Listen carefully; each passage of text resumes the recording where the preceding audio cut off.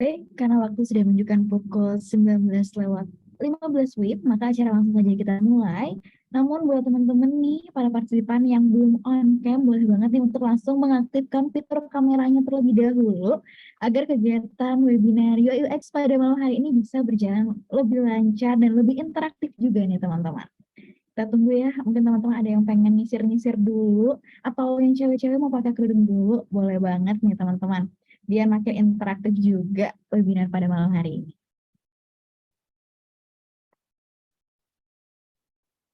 Oke, terima kasih para partisipan yang sudah bersedia menyalakan kameranya. Assalamualaikum warahmatullahi wabarakatuh. Selamat malam dan salam sejahtera untuk kita semua. Yang terhormat, Pak Taufik Nur Adi Eskom, MTPHD, selaku Ketua Prodi Sistem Informasi. Yang terhormat, Dr. Sineng Swakanto STMT, selaku dosen penanggung jawab Laboratorium ISD. Yang saya hormati dari Kak Muhammad Rizal Bimantoro, selaku Ketua Web ISD, serta para peserta webinar UI UX yang senantiasa berbahagia dan saya banggakan.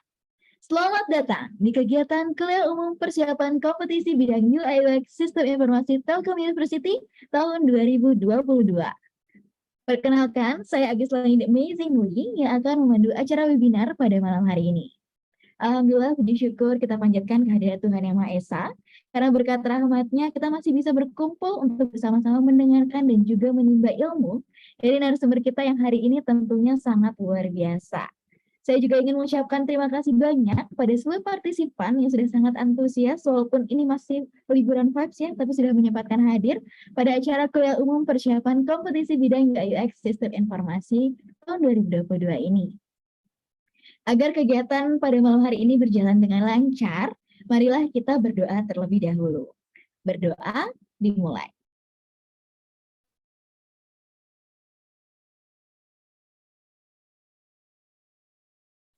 Berdoa tidak pernah selesai.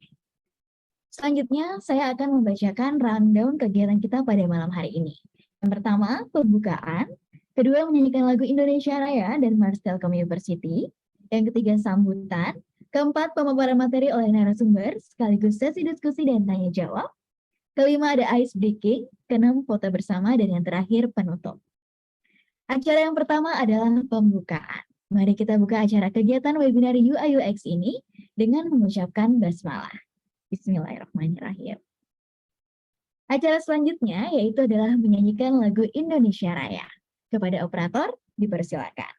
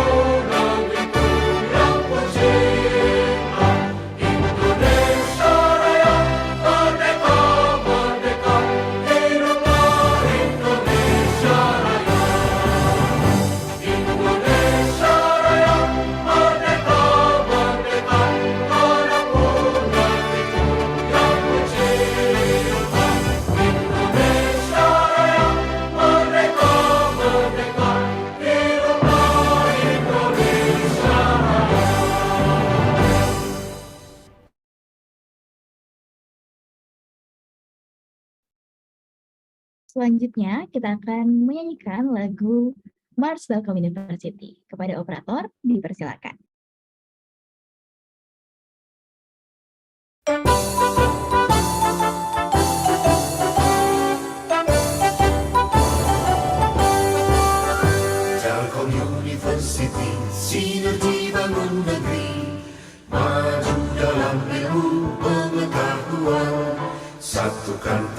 bersama padukan langkah, bawa bangsa menuju garis depan. Raih cita rajut asa, sing-singkan lengan, tingkatkan inovasi, unggulan berprestasi, semua demi keluhuran bangsa, masyarakat adil sejahtera. Laksanakan pendidikan dengan semangat pengabdian, ciptakan kehidupan gemilang. Telkom University, kebanggaan Pertiwi, maju dengan karya, berperan bagi bangsa, bagi Indonesia, bagi dunia.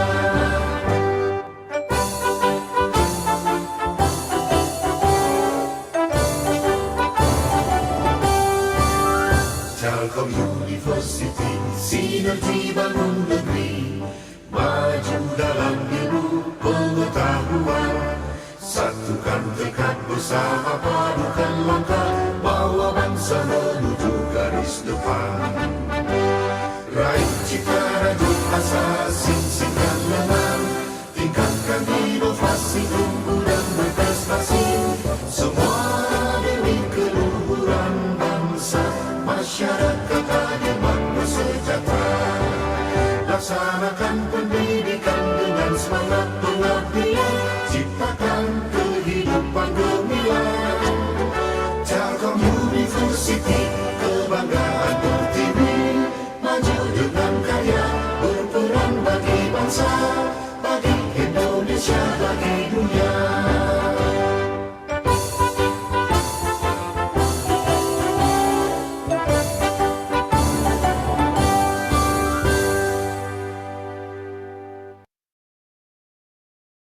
Terima kasih operator yang telah melakukan pemutaran lagu Indonesia Raya dan Mars Telkom University. Acara selanjutnya adalah kata sambutan. Sambutan yang pertama akan disampaikan oleh Ketua Lab ISD. Kepada Kak Muhammad Rizal Bimantoro, waktu dan layar dipersilakan. Baik, terima kasih MC. Sebelumnya, Assalamualaikum warahmatullahi wabarakatuh. Selamat malam dan salam sejahtera untuk kita semua. Yang terhormat Pak Taufik Nur Adi, Eskom MT PhD, selaku Ketua Prodi S1 Sistem Informasi. Yang terhormat Dr. Sinung Sukuhanto, STMT, selaku dosen penanggung jawab Laboratorium ISD, dan juga seluruh peserta partisipan webinar UX yang saya banggakan.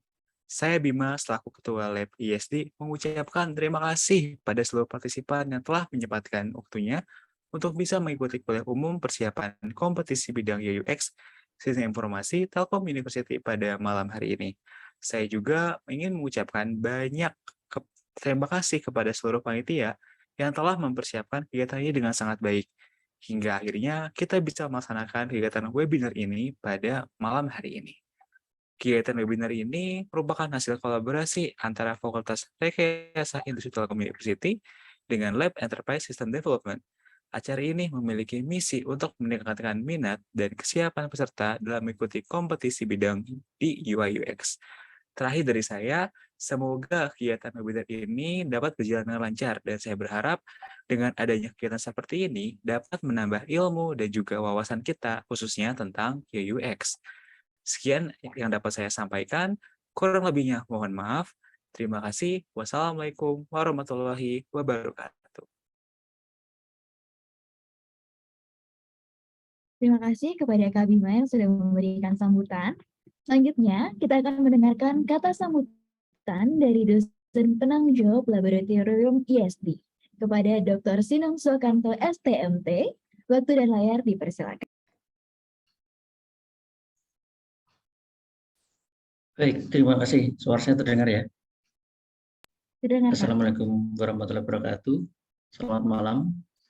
Salam sejahtera. Sorry, ini videonya belum nyala ternyata. Oh ya, udah nggak apa-apa. Di sini entah tiba-tiba videonya jalan. Oke.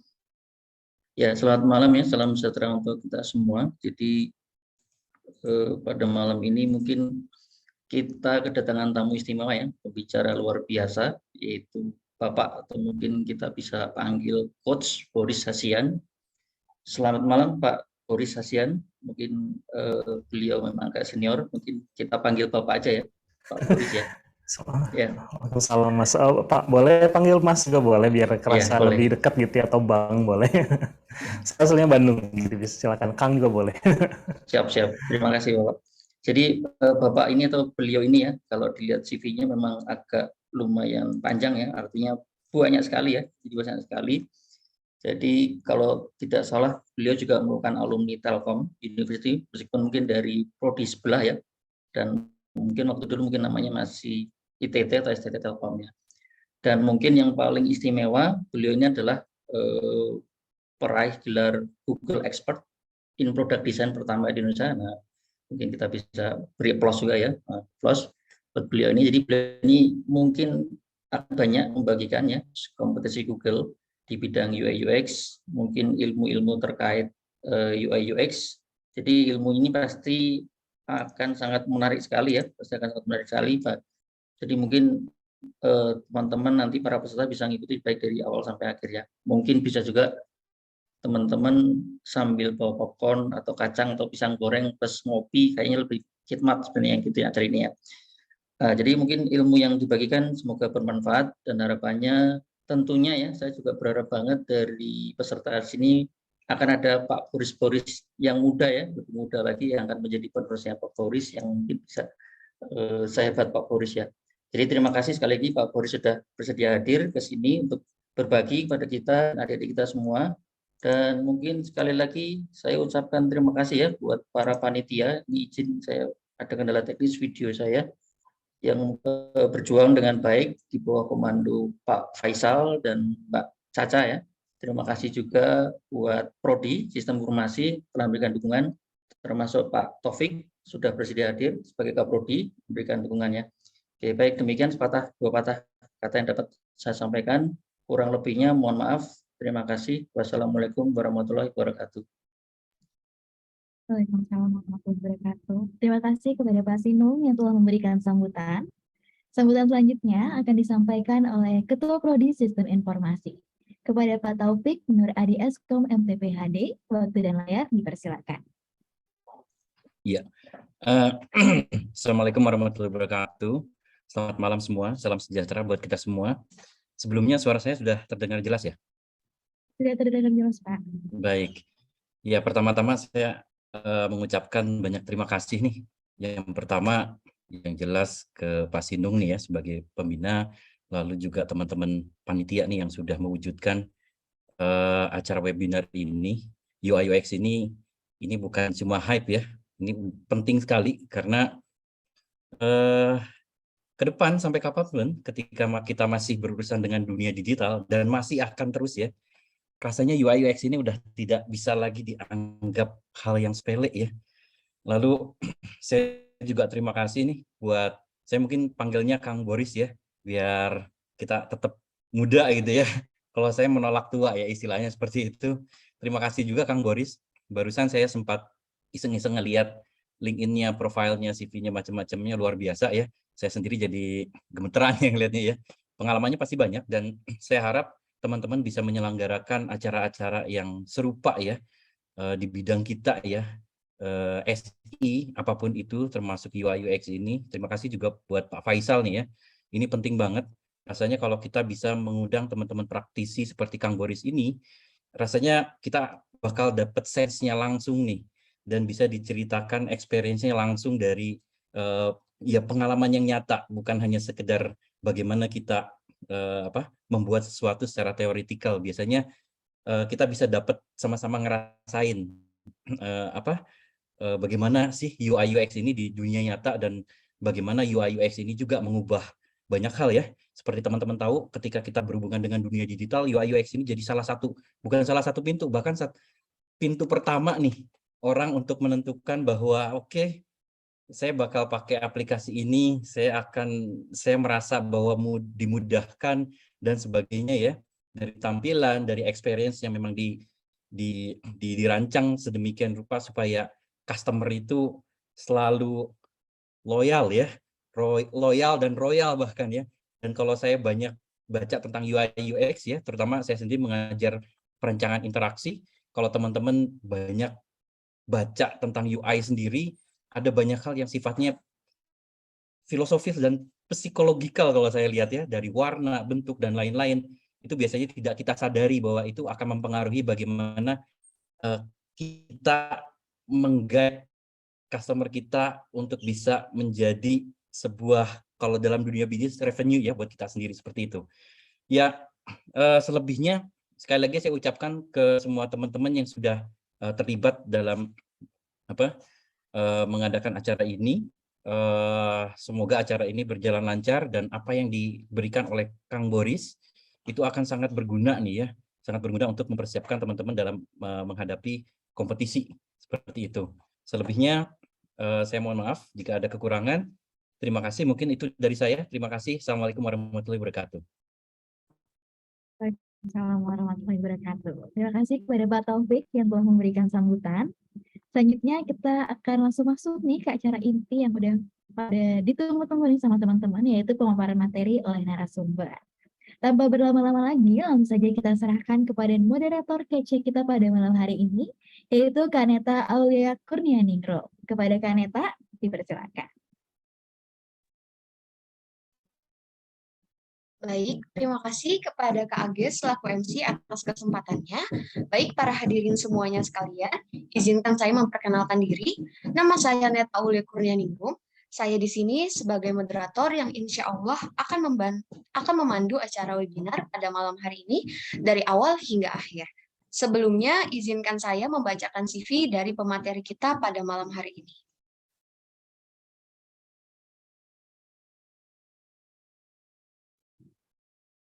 Baik, Bapak Boris adalah seorang mobile software engineer yang telah beralih ke dalam bidang product design dengan passion.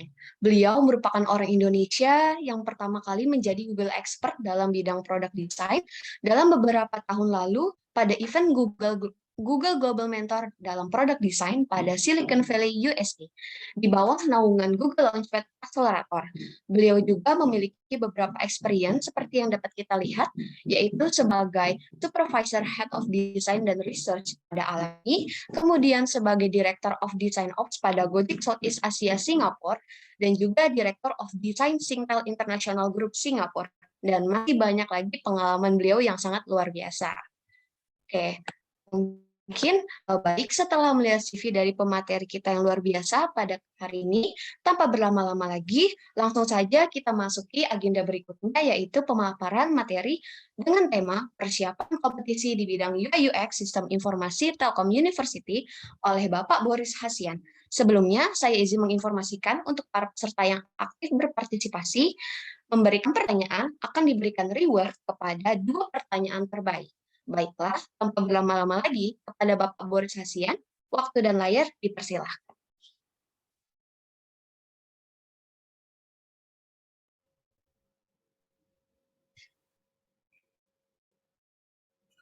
Bismillahirrahmanirrahim. Assalamualaikum warahmatullahi wabarakatuh. Alhamdulillahirrabbilalamin. Wassalatu wassalamu ala asyrafil anbiya wa mursalin Sayyidina Muhammadin Nabil Umi wa ala alihi wa sahbihi ajmain. Terima kasih selalu buat alma mater tercinta ya.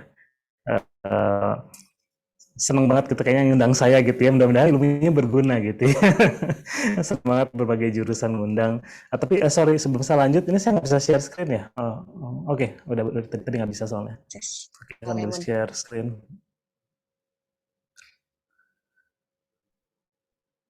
Oke. Ya, terima kasih yang terhormat Pak Taufik, kemudian Pak Sinung juga buat komplimennya. Ya mungkin di CV-nya kelihatannya kayak heboh, tapi nggak seheboh itu kali Pak ya. Nanti kita lihat aja, mudah-mudahan ilmunya berguna, itu yang penting gitu kan ya. Saya tahu segala macam mungkin bisa aja, tapi kalau ilmunya nggak berguna itu nggak guna juga gitu. Mudah-mudahan nanti kita lihat bahas. Terus buat Mas Faisal juga udah dengan tanpa capek ya, approach dan bantu assist segala macam sehingga kita bisa ketemu alhamdulillah di malam ini. Ya terus terang tadi saya baru seharian jam 3 pagi terus terbang dari Jakarta ke Riau. Saya kan biasanya di Singapura, jadi malamnya dari Singapura ke Jakarta jam 3 pagi ke Riau, jam 8 bicara sampai jam 12 siang tadi, terus meeting penuh, sekarang langsung lanjut lagi. Mudah-mudahan energi kayak kurang on terus.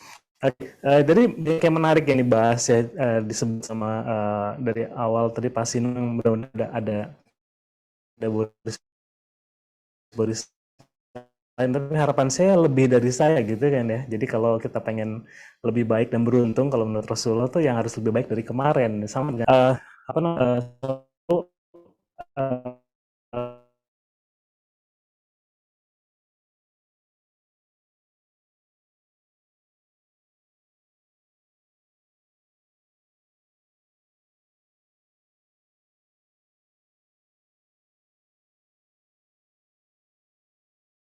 Sofi, nanti kita lihat beberapa hal.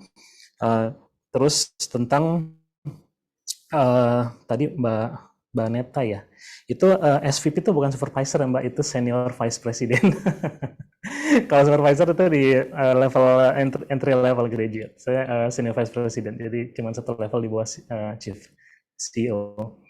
Oke, kita mulai langsung aja. Jadi kita insya Allah malam ini saya dikasih waktu sekitar 40 menit ya. Saya pasang waktu biar kita screen.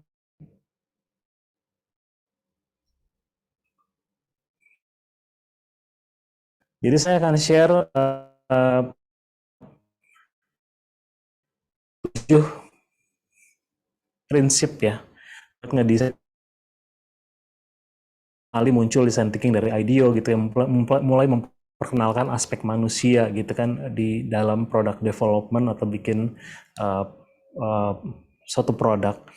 Terus ada metodenya banyak, salah satunya yang saya ekspertisnya itu di metode yang dari Google Design Sprint, karena saya spend lumayan banyak gitu ya, jadi evangelist Google Technology, jadi punya ekspertis di Google Design Sprint.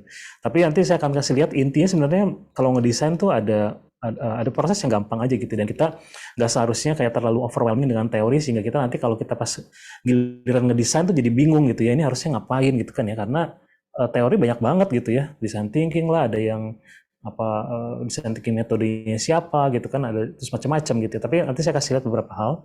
Tapi saya sebelum mulai saya pengen ngasih dulu mungkin lebih kayak overview gitu ya. Saya tuh latar belakangnya apa tadi disebut sama Pak Taufik atau Pak Sinung ya, saya lupa bilang ya, kita sama-sama alumni ya. Saya dari Electrical Technology Commission Engineering, dan at the same time juga saya belajar city planning juga dulu. Jadi dua ya. Jadi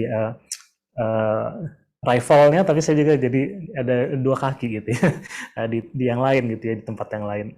Terus walaupun electrical telecommunication, tapi saya tertariknya itu software engineering gitu. Jadi saya kayaknya salah masuk, harusnya masuknya informatics gitu ya, masuknya ke electrical gitu. Jadi tapi yang saya pelajarin tentang programming terus, dan waktu itu tahun 2000-an, 90-an lah ya, 90 akhir, itu masih jarang ya resources segala macam. Jadi saya belajar itu langsung email-emailan sama orang ini. Jadi kalau Java ya, Java Micro Edition, saya langsung tuh email-emailan sama orang Sun Microsystemnya gitu buat belajar. Dan saya dulu bikin final year project-nya juga tentang mobile reservation gitu dari apps. Jadi ini saya awal karir software engineering gitu ya. Terus yang salah satu yang karir yang saya pikir kayak lumayan signifikan itu waktu saya masuk ke British Telecoms gitu. Jadi emang core-nya di telecommunication tetap aja gitu, akhirnya nyambungnya ke British Telecoms, dan beruntung gitu ya dikasih tugas project buat salah satunya bikin dulu sistem buat Olimpiade London 2012. Tapi di saat yang sama juga karena saya dulu role-nya sebutannya adalah senior research engineer, jadi research engineer itu tugasnya bikin ide-ide yang banyak. Nah ini salah satunya saya 2007 saya bikin chat platform cross platform, chat over internet cross platform. Kalau adik-adik sekalian ya lihat ya kayak WhatsApp sama Telegram gitu ya. Tapi ini ahead of its time gitu ya. Jadi 2007 saya researcher yang di cubicle sendiri bikin ide, itu saya bikin kayak gini. Jadi iPhone tuh 2007 baru muncul yang pertama, dan kita udah tes bisa gitu ya, jalan di iPhone dulu, Symbian yang populer ya, operating systemnya Nokia. Terus Ericsson juga punya sendiri, Samsung dulu masih cuman yang menang di ringtone aja, suaranya bagus tapi dia jelek aplikasi handphonenya. Nah pas saya present ini, karena saya sebagai engineer kan lebih kayak excitement bikin sesuatu ya, jadi wah ini keren banget nih bikin hal yang belum ada gitu kan. Dulu kalau telco itu kan dapat revenue-nya banyaknya dari kalau nggak SMS yang premium gitu ya, MMS dulu ada multimedia messaging gitu ya. Jadi pas dikenalin kayak gini malah saya kan engineer, jadi engineer nggak ngerti dari sisi bisnis kayak gimana, saya pokoknya yang keren aja gitu kan, yang saya rasa excited gitu kan. Jadi present ke orang bisnis ya ditanya kan, ini gimana cara kita monetize, dan kamu masa mau jadi kanibal bisnis kita gitu ya, karena telco kan dari SMS, ini dibikin internet terus nanti SMS-nya gimana gitu kan ya. Akhirnya ya masuk ke laci gitu, nggak dibikin lagi, dan saya nggak bisa jawab karena saya bilang saya bikin ya karena engineering aja gitu. Saya nggak pernah bicara sama user, nggak pernah bikin analisa pasar, market, nggak ngerti gitu-gitu ya. Jadi udahlah. Terus yang kedua itu saya bikin yang di bawah itu, kalau dilihat gambarnya itu file drop. Jadi kayak Dropbox yang zaman sekarang atau Drive. Saya bikin juga dua awal tuh 2007. Nah itu BT ini kalau bikin ini dia udah bisa dapat berapa billion dolar kali. Sayangnya tapi sense-nya juga nggak kuat. Jadi sama project yang saya bikin ini, yang drop ini sama gitu ya, di scrap juga karena dianggap nggak potensial lah buat diuangkan.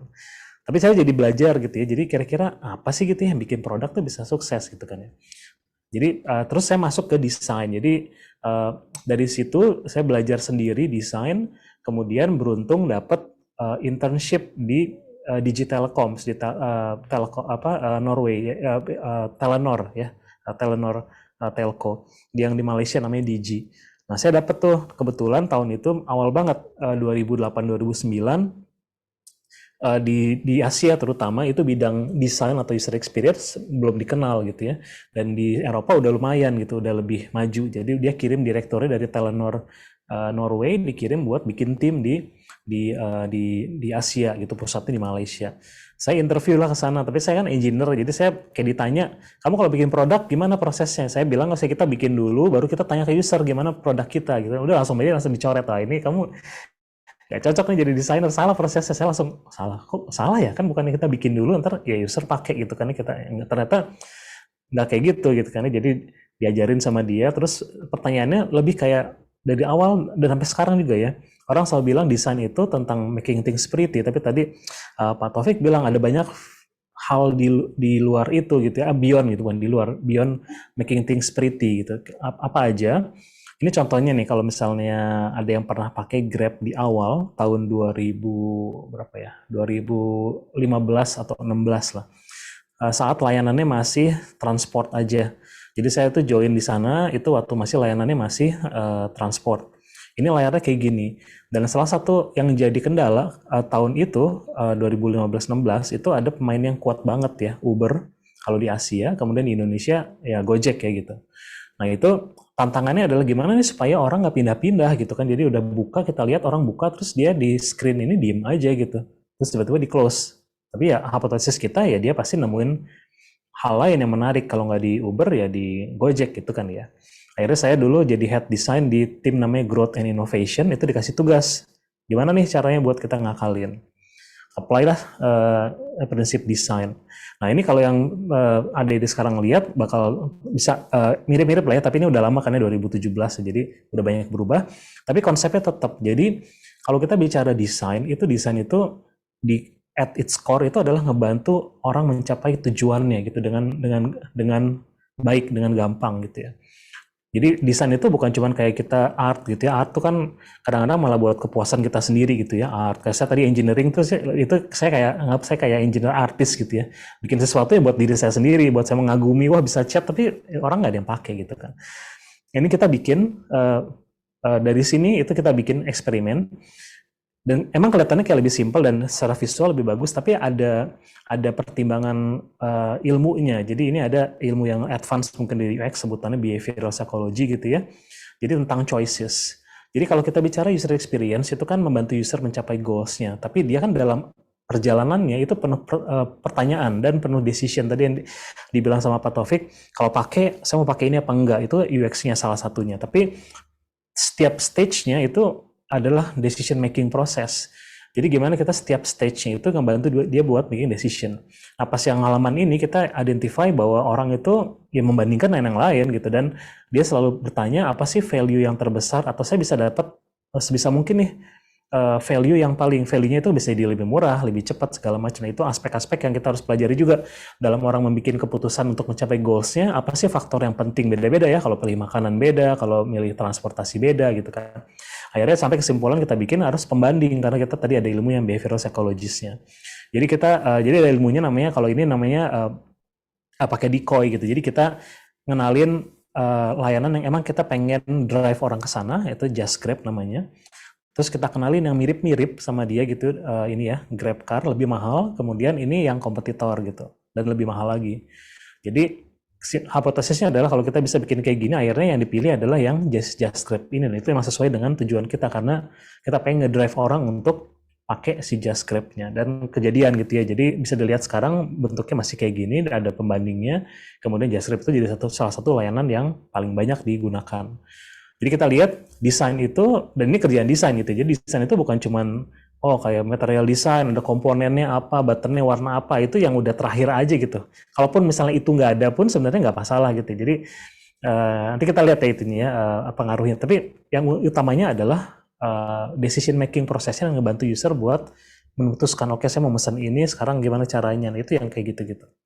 Terus hal lainnya, saya jadi belajar gitu ya, ternyata buat bikin produk atau desain ini dapat diagram sederhana banget dari IDEO gitu ya, pendirinya IDEO. Dia bilang inovasi itu kan, ini kaitannya saya lihat yang Mas Faisal kirim ada tentang gimana sih berinovasi gitu ya. Jadi inovasi itu lumayan kompleks sih topiknya. Nanti saya kasih lihat aja diagramnya di terakhir apa aja yang membangun inovasi. Tapi kita lihat mungkin biar nggak terlalu overwhelming juga. Jadi sebenarnya kalau inovasi itu 3 hal. Gimana kita bisa dan mengerti user itu butuhnya apa. Butuh tuh kalau disebut sini desire itu macam-macam ya. Jadi mencakup needs, pain points, challenges gitu kan, itu semua masuk.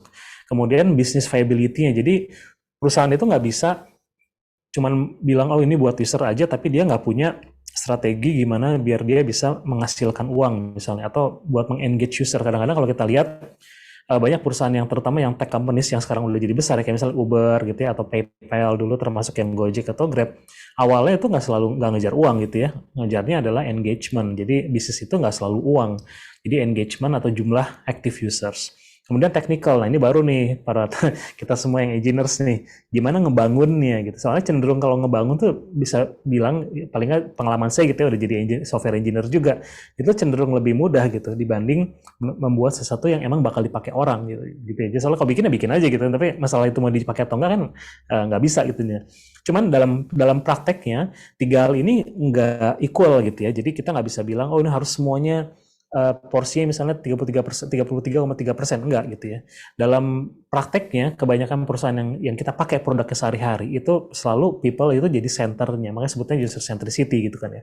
Cuman pertanyaannya adalah dalam day to day-nya itu ada yang bicaranya oke, kita gimana nih kita bikin revenue, itu yang utamanya, baru kita mikir feature apa yang kita perlukan. Nah kalau ini dibalik, misalnya saya waktu di Gojek kan saya di direktur desain, saya bikin ada 16 prinsipal desain, salah satunya satu aja yang nggak bisa di-share semua, itu adalah what's good for the user, good for the business. Terus gimana kita bisa what's the value to the users, itu prinsip yang lainnya gitu. Jadi selalu yang kita mau bikin, kalau bikin tanya ini value-nya apa nih ke user gitu kan, apa benefit-nya, kemudian kita yakin bahwa kalau kita bisa satisfy users, dia bakal ada payback-nya gitu ya, entah dia engage, nanti dia tadi yang dibilang oleh Pak Taufik gitu ya, nanti udah loyal ya dia bakal royal, karena kalau bicara cycle dari users itu setelah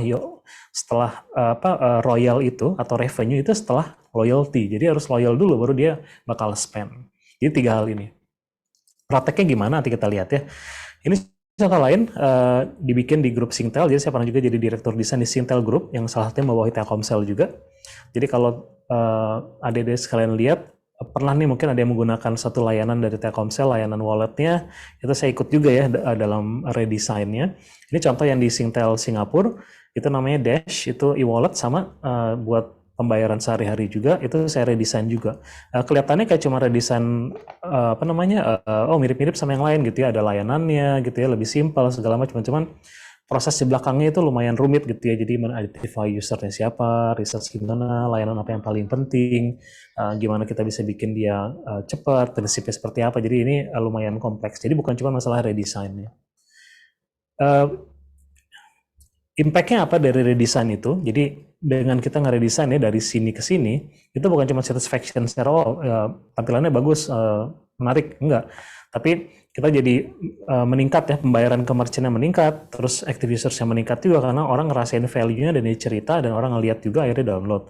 Kemudian juga tahun 2019 dapat award sebagai mobile wallet provider of the year. Jadi kita lihat desain itu impact-nya bukan masalah kecil aja gitu ya, bukan masalah ke user aja atau malah revenue aja, tapi juga bisa jadi brand. Dan ini yang penting banget kalau kita bicara produk, soalnya orang itu katanya dan emang kenyataannya adalah membeli sesuatu bukan karena features kebanyakan, tapi brandnya gitu. Misalnya saya nggak mau dibilang saya Apple fanboy ya, saya pakai aja karena gampang aja menurut saya digunakan gitu. Saya produk Apple semua, teman. Saya beli itu karena Apple tuh terpercaya buat saya gitu. Jadi kalau saya pakai ya it just works gitu. Itu kan janjinya Steve Jobs ya.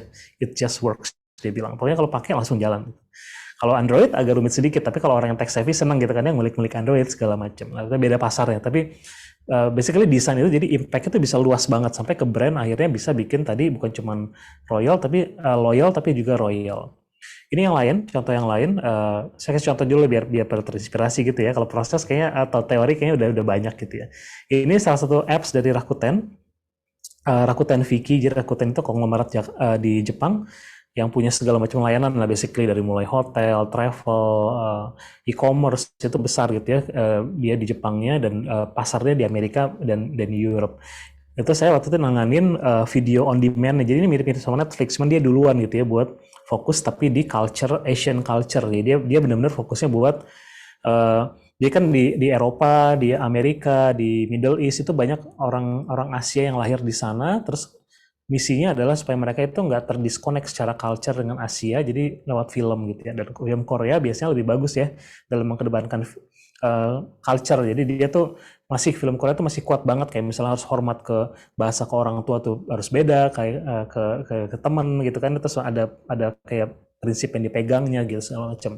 Nah ini saya ngedesain juga sama gitu ya, kelihatannya sepintas kayak UI-nya aja gitu ya, dari sini dipindahin ke sini, tapi di baliknya tuh ada proses. Nanti saya kasih aja summary-nya prosesnya seperti apa, dan impact-nya juga tremendous banget gitu ya. Jadi dari sisi user gitu ya, dari misalnya dia awalnya itu sekitar 22 active users gitu ya, kemudian 10 juta di mobile. Pas kita redesign yang ini, itu meningkat dari 10 juta di mobile sampai 35 juta active users dan 25 juta di mobile users. Tapi ini tahun yang lama gitu ya, 2015 atau 16 gitu. Itu belum yang sekarang, karena mungkin datanya nggak dibagi. Tapi jadi desain itu bukan cuma masalah seperti tadi ya, balik lagi ya, bukan masalah komponennya apa ya gitu, warnanya apa ya gitu ya, terus layoutnya apa, bukan kayak gitu. Tapi kembali lagi tadi tuh, gimana kita sadar value-nya apa, kemudian kita deliver dengan cara terbaik. Ketika saya kasih 7 prinsipalnya ya. Efeknya ini bukan bragging ya, tapi buat menginspire ya, inspiring. Jadi 2018 dapat 2 pengakuan. Yang pertama itu nominee buat Google Play Awards gitu ya, apps-nya yang tadi. Kemudian di tahun yang sama juga di featured sama Tim Cook, CEO-nya Apple di event WWDC, itu dibilang one of the best apps di 2018. Jadi kita lihat sama lagi, impact-nya bukan cuman ke desainnya, tapi ke usernya sama ke brand. Itu very huge. Ini atau di Tim Cook ya ini ya. Dan ini apps-nya dari sini. Di one of the best apps 2018. Ini yang pasti mungkin sebagian pakai food, gitu ya, layanan food. Kalau ada yang nggak tahu dan nanti mungkin bisa jadi bangga gitu ya buat cerita, yang ngedesain lead-nya itu adalah alumni Telkom gitu ya. Jadi saya 2017 itu jadi head design-nya GrabFood dan ngedesain dari nol ya. Jadi dari nol itu saya ngedesain, termasuk dari nol ngebangun timnya juga dan ngebangun prosesnya juga. Kebetulan saya tahun itu saya udah jadi expertise di Google Teknologi dan expertise-nya di Google Design Sprint. Jadi mulai memperkenalkan proses design sprint di Grab. Dulu saya join Grab tuh yang masih dia tadi layanannya cuma 1, kemudian gedungnya masih jelek di Singapura, sekarang udah mewah banget gitu ya. Dan ini sama ya, jadi desain itu impact-nya gede banget gitu ya. Pas kita launch yang first 6 months, ini saya nggak bisa share angkanya, tapi ada increase conversion ke orang beli barang, beli makanan sampai 2 digit. Terus month-on-month juga naik 25%, merchant juga naik. Jadi kita kan salah satunya adalah kita kan social impact. Kalau kita bicara industry 5.0 gitu ya, saya sebenarnya baru baca-baca aja, sebenarnya saya nggak pernah pakai istilah kayak gitu, cuman ya zaman sekarang pokoknya, zaman now gitu, company itu fokusnya adalah social, jadi social impact. Jadi kalau kita bicara ini, goalnya dulu bukannya gimana kita bisa menghasilkan billion of dollars, enggak, tapi gimana ya cara memajukan UMKM sehingga mereka bisa meningkat gini. Orang-orang yang jualan pisang goreng yang nggak diketahuin, gimana bisa revenue-nya meningkat gitu kan. Nah, itu jadi salah satunya. Kemudian juga daily deliveries-nya meningkat. Orang pun jadi menemukan value makanan-makanan yang nggak keliput gitu, jadi tahu ada makanan ini ternyata gitu. Ini contohnya aja, ntar bisa dilihat, kita launching baru 2018 gitu ya, tapi sekarang udah jadi the largest ya market share di Asia, GrabFood. Ini juga sama gitu. Dan saya nggak bisa bilang bahwa ini cuma masalah desain aja, nggak. Tapi bayangin kalau misalnya semua engineering-nya excellent gitu ya, bisnisnya excellent, tapi pas dipakai apps-nya orang nggak ngerti cara makainya, itu nggak bakal kejadian gitu ya. Jadi semua emang contribute, tapi desain play a significant role to make this happen gitu. Oke, jadi bicara desain proses gitu ya. Prosesnya gimana? Jadi cuma 3 aja. Kalau desain itu cuma 3 prosesnya. Itu kita ngerti konteks, terus kita mengeksplor possibility, kemudian kita memvalidasi dan iterate. Itu aja gitu. Jadi gampang, desain itu gampang aja. Jadi kita understand konteks itu salah satu skill yang signifikan di sini adalah critical thinking. Jadi kita gimana bisa mempertanyakan hal yang udah ada. Kalau kata Jeff Bezos atau Elon Musk atau Jeff Bezos adalah kemampuan kita buat selalu memperbaharui cara pandang kita atau cara pengertian kita terhadap sesuatu, dan kita selalu mencari kesalahan kalau kata Elon Musk. Jadi bukan kesalahan artinya mencari-cari kesalahan, tapi apa sih yang selalu bisa kita improve gitu, pasti ada. Dan dia selalu bilang, saya selalu mencari kesalahan dari Tesla misalnya dia bikin itu, si Elon Musk ya. Jadi itu cara kita buat selalu punya critical thinking dan kita ngerti konteks. Jadi masalahnya apa, kemudian kompetisi kayak gimana sih gitu ya. Kalau kita mau bikin misalnya food delivery atau bikin video on demand, kompetitor kayak gimana gitu kan. Apa sih yang lagi tren, user itu kenapa sih dia nonton, itu hal kayak gitu yang bagian dari understanding the context. Itu penting banget karena konteks ini gitu ya, atau pengertian tentang user need sama business landscape, itu kalau katanya Jeff Raskin tuh bapaknya MacBook ya, iMac. Dia di satu eksekutif Apple yang pertama yang bikin desainnya iMac, MacBook ya, series. Dia bilang kalau kita bikin interface itu kayak kita ngebangun rumah. Kalau ngebangunnya foundationnya rapuh, kayak ngebangun rumah di atas pasir, itu bakal sebagus apapun construction-nya, itu nggak bakal ngebantu the resulting structure, bakal roboh. Terus dia bilang apa foundation-nya, yaitu pengertian tentang apa user needs atau user desirability-nya, dan apa business landscape atau business goals-nya. Jadi itu foundation-nya, itu penting banget. Jadi kita bisa bikin segala macam ide banyak, tapi kalau kita nggak menentukan masalah yang paling penting yang pengen kita solve dari user, itu idenya bakal kemana-mana gitu. Bakal ada 1001 direction ide yang nggak bakal solve apa. Itu yang harus kita takutin ya. Jadi kita harus lebih takut, kita harus nggak takut untuk gagal, tapi kita harus lebih takut lagi untuk ngelakuin sesuatu yang nggak penting. Nah itu yang harus jadi pertimbangan adik-adik sekalian nih. Jadi kalau kita solve sesuatu yang nggak penting, itu ya sayang kita wasting time gitu ya. Umur mungkin kalau kita kayak Rasulullah 62, 63, itu ya pakai buat hal yang nggak penting kan sayang banget gitu ya. Dan impact-nya jadi kecil gitu kan. Nah jadi penting banget nih konteksnya apa. Jadi konteksnya dari berbagai ya, jadi sisi user, kompetitor, terus tren seperti apa, kemudian terutama ada value-nya ke user. Kemudian explore possibilities. Nah setelah kita udah critical thinking, kita masuk ke mode namanya creative thinking.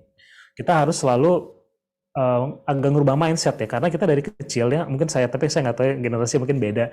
Itu kalau saya di SD, SMP, bahkan SMA, itu kayak pertanyaan tuh jawabannya selalu multiple choice itu jawabannya satu gitu ya. Jadi kita mindsetnya adalah kalau satu problems ya jawabannya cuma satu gitu, solusinya satu. Padahal di dunia nyata buat satu masalah itu jawabannya bisa ada 1001 jawaban.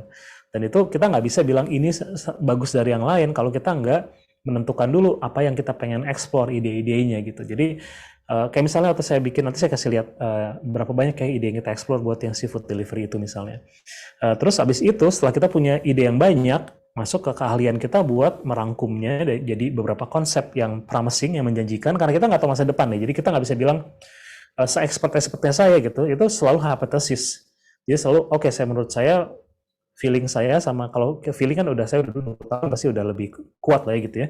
Ya feeling kayak gitu, tapi most of the time benar, tapi sering juga salah juga gitu ya. Jadi kayak saya bilang kayak gini, ternyata user malah bingung gitu.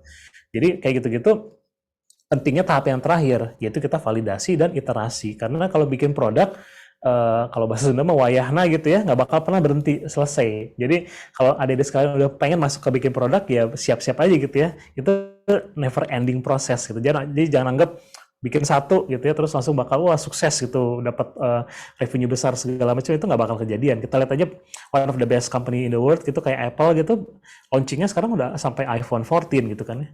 Artinya dia improve terus. iOS-nya aja udah mau keluar iOS 16 gitu. Berarti dari awal dia nggak langsung bikin yang paling terbaik gitu kan ya, pasti bakal ada yang perbaikan terus. Jadi ini pentingnya seperti tiga ini aja, asal ngerti, harus ngerti konteksnya dulu, kemudian kita masuk ke proses buat possibility, explore 1001 solution, kemudian kita harus validasi ke user dan mengecek hipotesis kita, kemudian based on result dari hypothesis validation itu kita iterasi gitu. Itu aja 3 gitu ya.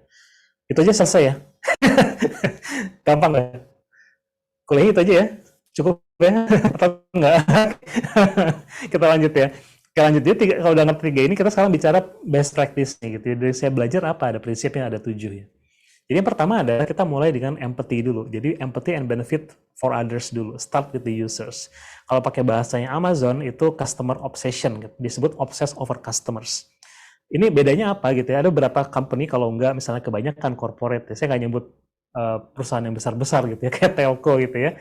Itu pertanyaannya ada selalu, kita dapat untung berapa ya, atau revenue-nya berapa gitu ya. Tapi nggak pernah, jarang atau malah hampir nggak pernah bicara user kita kayak gini, atau misalnya remaja gitu ya, youth, mereka tuh kesulitannya apa ya, terus butuhnya apa ya, terus value-nya apa ya, kalau dia pakai produk kita apa sih, benefit-nya apa gitu, values-nya apa, user value-nya apa, itu jarang atau hampir nggak ada gitu ya, walaupun udah yang uang ya, gede banget gitu ya grupnya gitu ya. Nah, jadi ini penting banget di start with the users. Jadi customer perception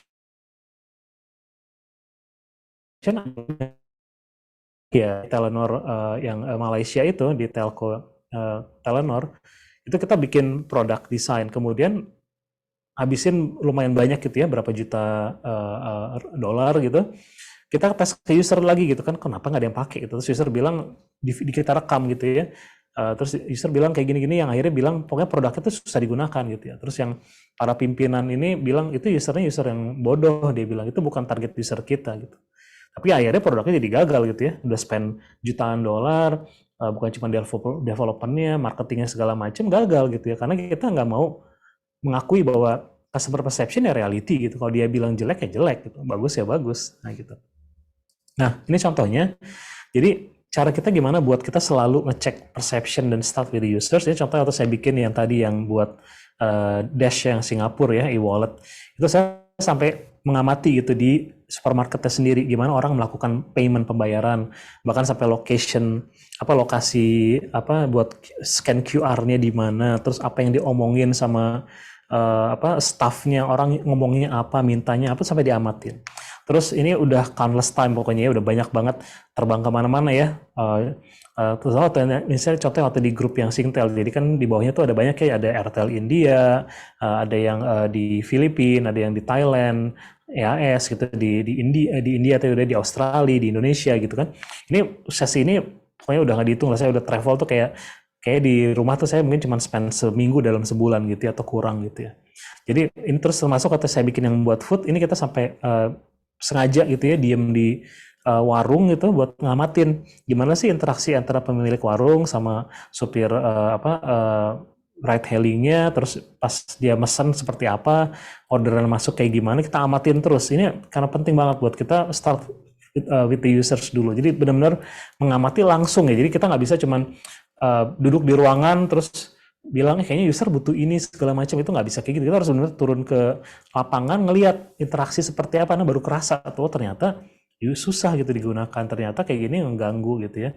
Misalnya contoh kita waktu bikin aplikasi yang buat si merchant itu, yang buat restorannya, itu ya dia nggak pernah lihat gitu ya, karena sibuknya cuma satu orang, kebanyakan kayak warung di Indonesia atau misalnya kayak yang small business kan dia cuma satu orang, biasanya cuma 2 orang lah, tapi sibuk gitu kan, hasilnya nggak pernah lihat gitu. Terus misalnya kalau misalnya dengar atau pernah lihat apps yang kita buat, misalnya Grab itu suaranya annoying gitu ya. Kalau ngasih tahu ada order itu sengaja gitu ya, karena Kalau enggak user atau si pemilik tokonya nggak bakal ngelihat gitu. Jadi itu salah satu yang ngedrive design decision juga gitu.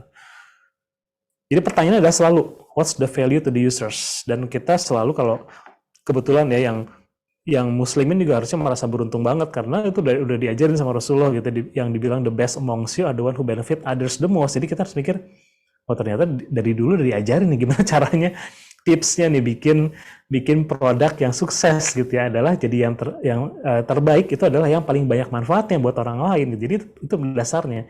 Dan surprisingly pas saya introduce misalnya prinsip ini gitu ya, kayak di beberapa dekakon itu dipakai jadi prinsipalnya. Jadi what's the value itu jadi yang pertama pertanyaan. What's the value to the users, bukan what's the value to the business.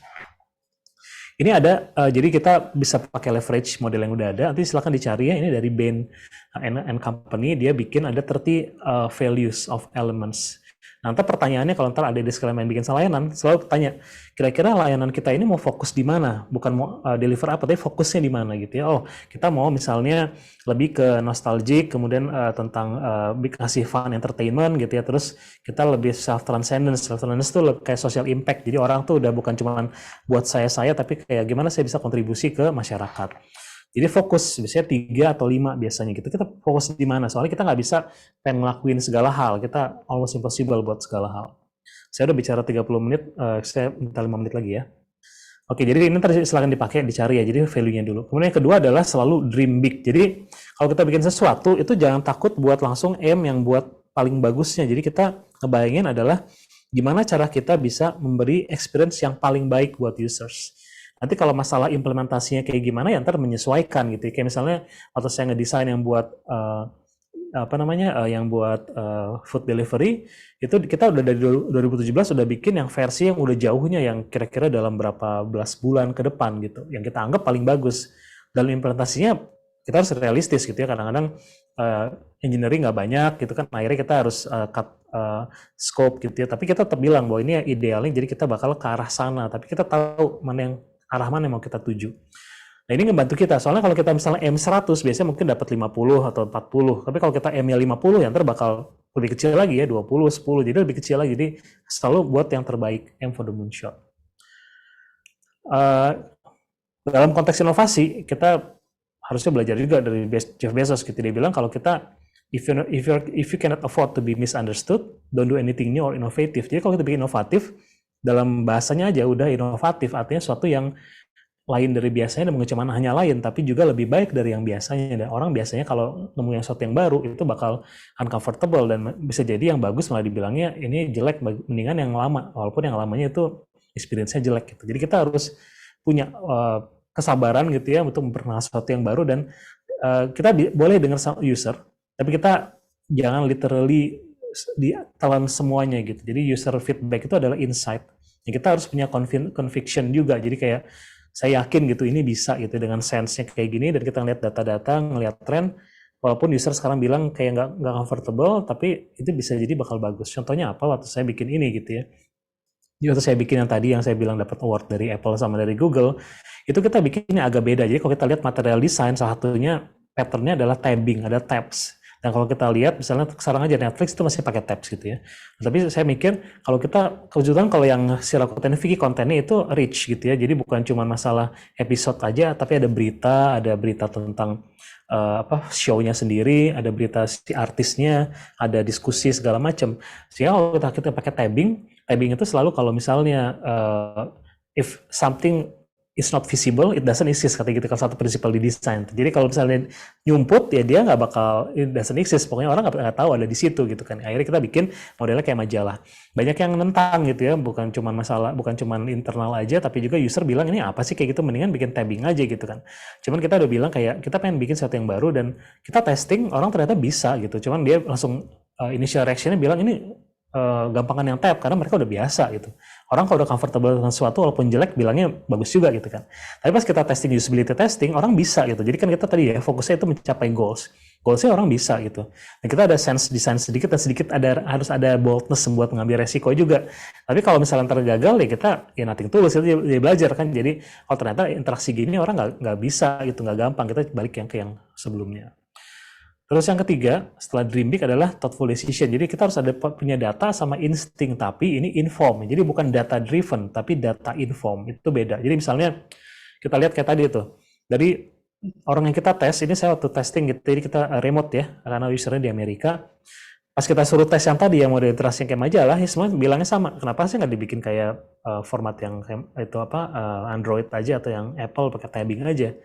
Semuanya bilang kayak gitu. Tapi itu data data inform gitu ya. Jadi kita user bilang seperti itu, tapi pas kita tes user bisa, dan kita goalsnya tetap kita pengen inovatif dan kita pengen men-surface ya, meningkatkan visibility dari konten yang lainnya. Kalau kita pengen tab, orang harus effort buat tab dulu untuk tahu apa sih ada di sana. Jadi nggak kelihatan langsung gitu. Tapi kalau yang majalah dia sekali scroll langsung kelihatan semuanya, ada berita, ada artis, foto segala macam itu kan. Jadi itu data inform sama insting inform. Kemudian yang keempat adalah tentang be curious. Jadi ini penting banget. Jadi keep on learning sama deep dive. Keep on learning itu gimana? Ya kita selalu mempertanyakan hal gitu ya. Jadi kita harus tahu.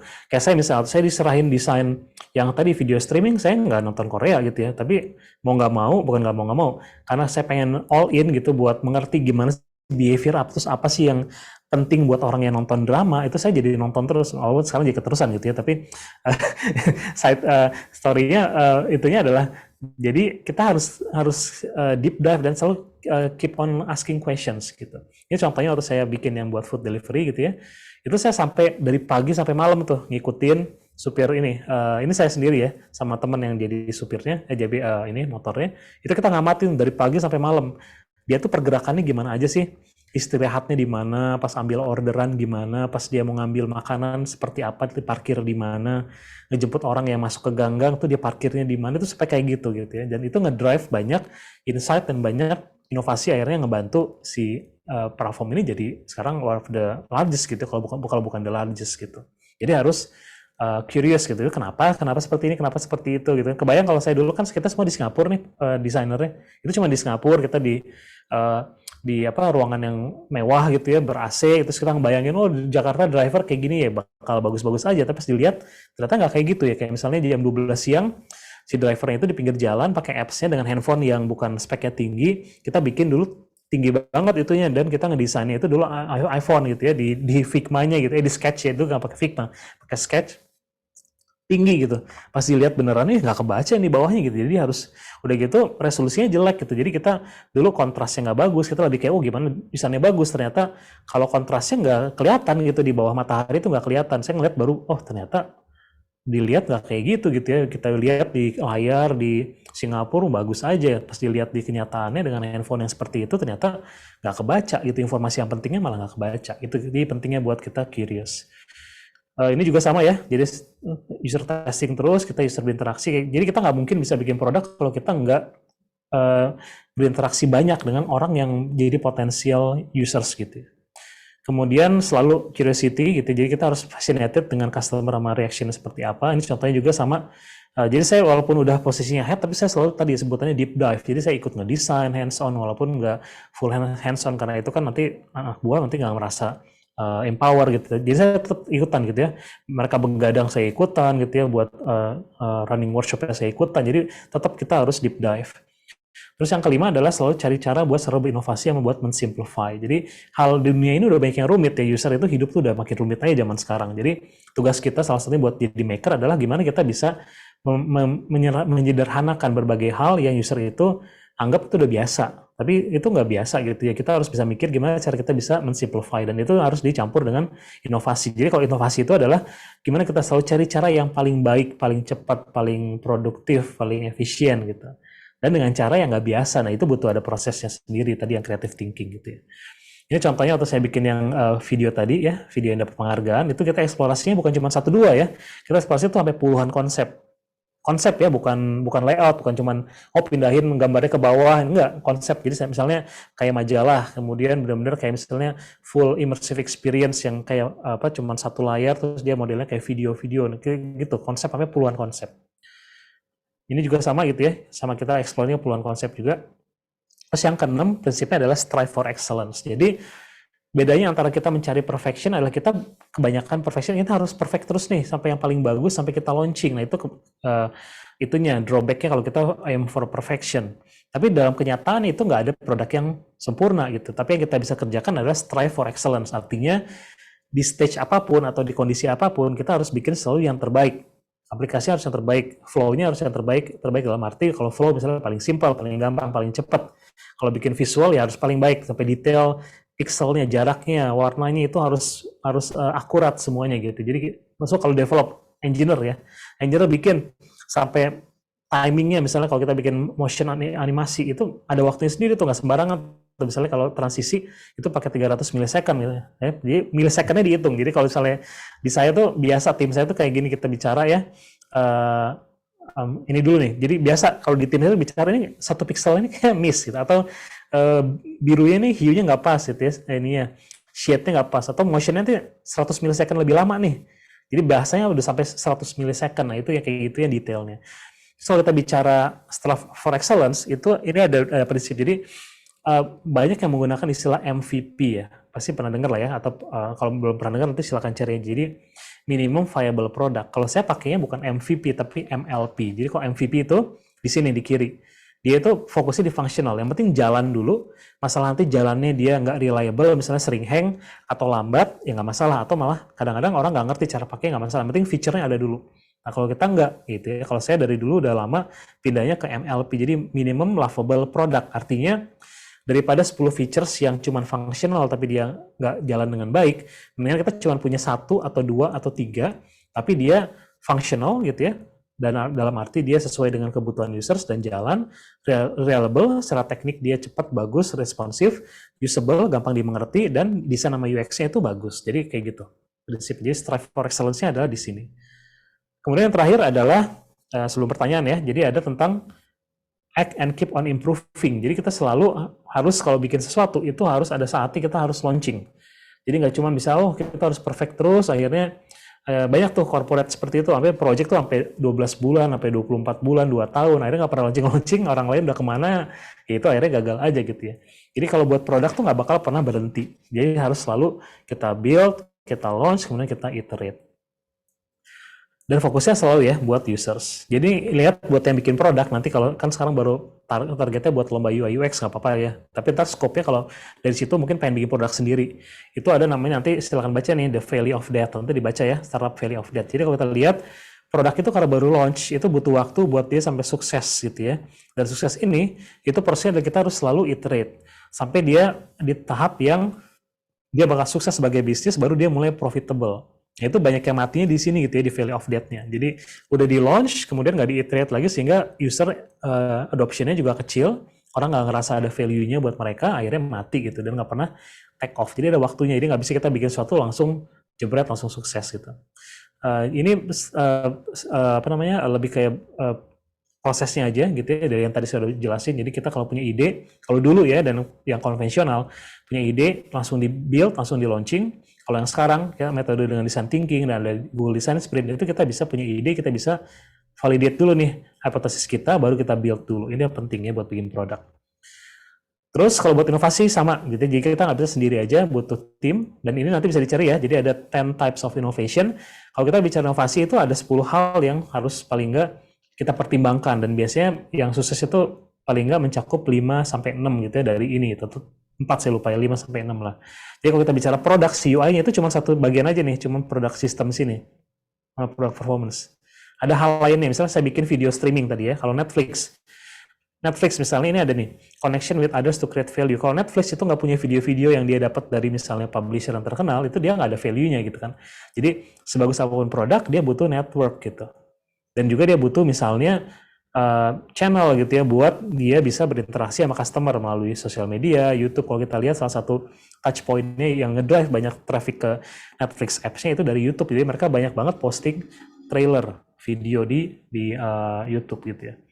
Nah itu ntar bisa lihat ya, 10 types innovation. Ntar saya slide-nya silahkan aja ntar di screenshot ya. Kemudian jadi ini ya, selalu mulai dengan empathy dan benefit ke users, ke orang lain, kemudian harus punya courage ya buat innovate sama fail. Soalnya kalau kita mau innovate sama berbuat sesuatu yang baru, itu pasti aja ada yang against. Bukan pasti ada, tapi banyak yang bakal against, karena itu ngelawan norm gitu ya, ngelawan hal yang biasa. Dan kita harus punya courage di situ. Terus keep on improving pastinya, karena nggak ada yang sempurna, tapi strive for excellence, bukan perfection. Jadi ntar ini semuanya silakan di snapshot aja ya. 7 prinsipnya yang buat bikin produk yang sukses. Itu dulu aja, saya tunggu pertanyaannya. Terima kasih. Saya kasih dulu ke moderator ya. Baik, terima kasih kepada Bapak Boris Hasian atas pemaparan materinya yang luar biasa pada malam hari ini. Izinkan saya untuk menyimpulkan beberapa poin materi pada malam hari ini, yaitu yang pertama, desain nggak cuma soal estetika, tapi juga soal experience untuk mencapai tujuan. Kemudian setiap stage dalam desain membantu kita untuk making decision, membuat inovasi terdiri dari 3 hal, yaitu bisnis, people, dan technical. Nah, kalau kita bisa value for user, kita juga bisa engage ke depannya. Kemudian untuk desain proses sendiri terdiri dari understand the context, explore possibilities, dan juga validate and iteration. Kemudian tadi terdapat 7 hal ya teman-teman untuk prinsipnya. Yang pertama yaitu empathy and benefit for others, yaitu empati dan perspektif user. Nah, itu bisa kita pelajari pada the element of value pyramid atau piramida yang tadi. Kemudian yang kedua ada dream big, aim for the moonshot. Jangan takut bermimpi dan mengeksplorasi ide-ide besar kita. Kemudian yang ketiga ada thoughtful decision atau data inform. Kemudian yang keempat ada be curious, keep on learning and dive, yaitu explore rasa ingin tahu kita. Yang kelima ada always find way to innovate and simplify, yaitu selalu temukan cara kita untuk berinovasi. Yang keenam ada strive for excellence, atau dalam stage apapun, kita harus bikin flow yang terbaik untuk user kita. Dan yang ketujuh ada act and keep on improving, yaitu selalu improvisasi terhadap produk-produk kita. Oke, selanjutnya kita masuk ke dalam sesi berikutnya yang sudah ditunggu-tunggu oleh teman-teman, yaitu tanya jawab dengan narasumber kita pada malam hari ini. Untuk teman-teman operator, mungkin boleh dibantu untuk mempresentasikan pertanyaan yang sudah hadir dalam link Slido kita.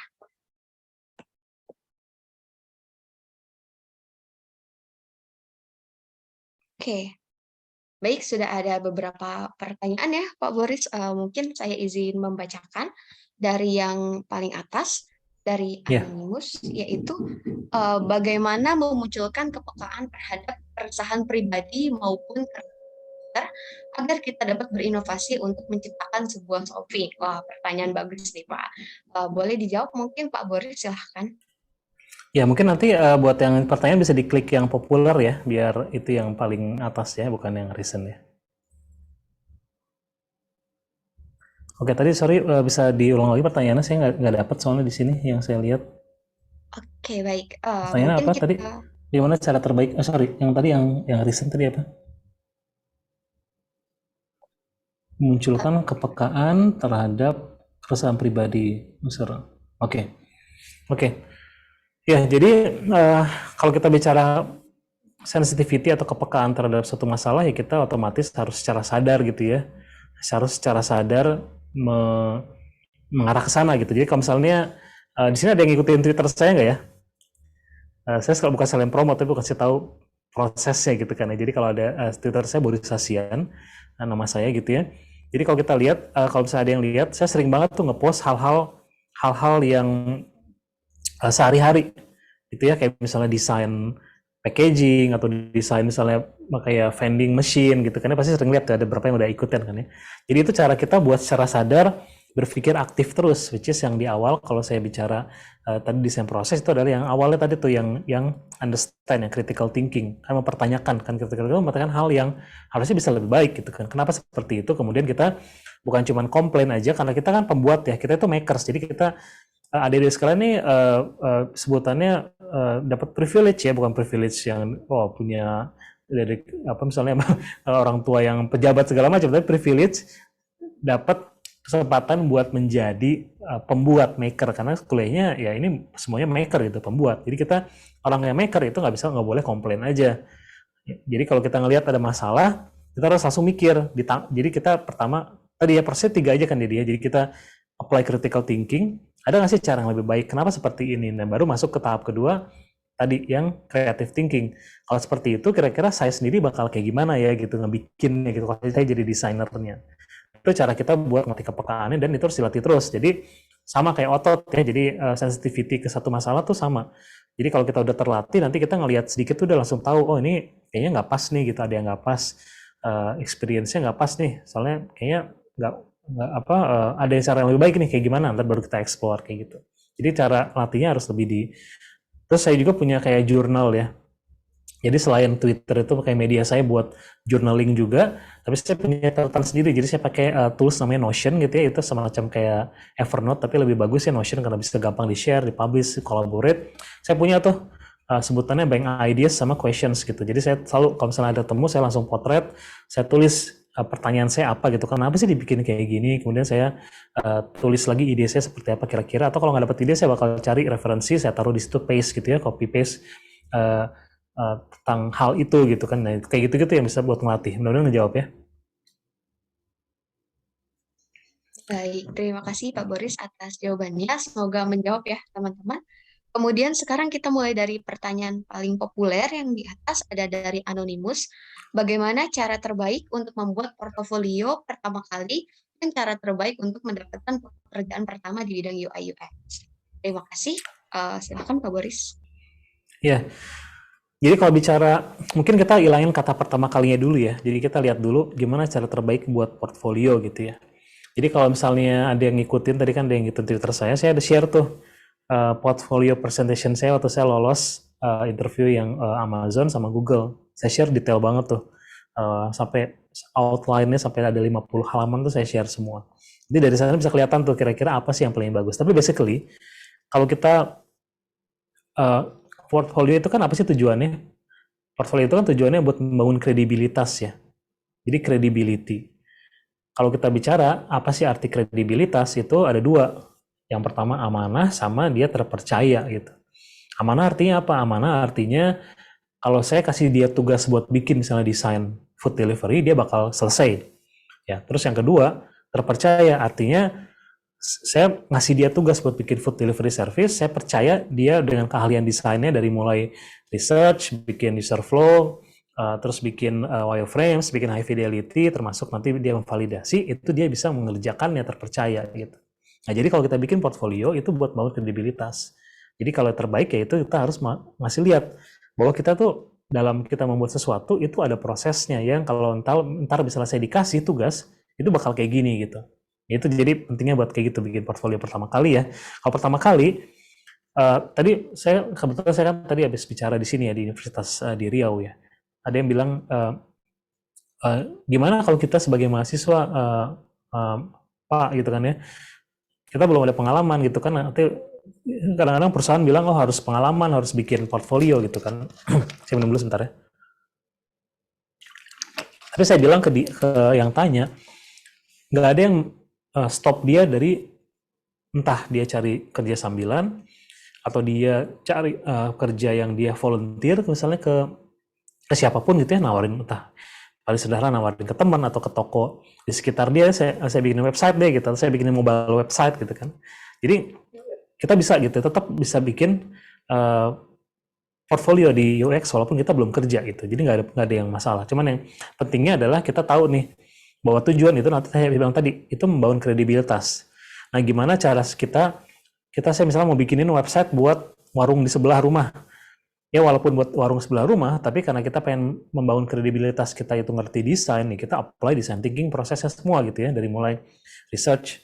Tadi yang 3 hal itu ya, ngerti siapa sih customer warungnya, mereka beli apa sih gitu kan, biasanya mereka seperti apa dicari.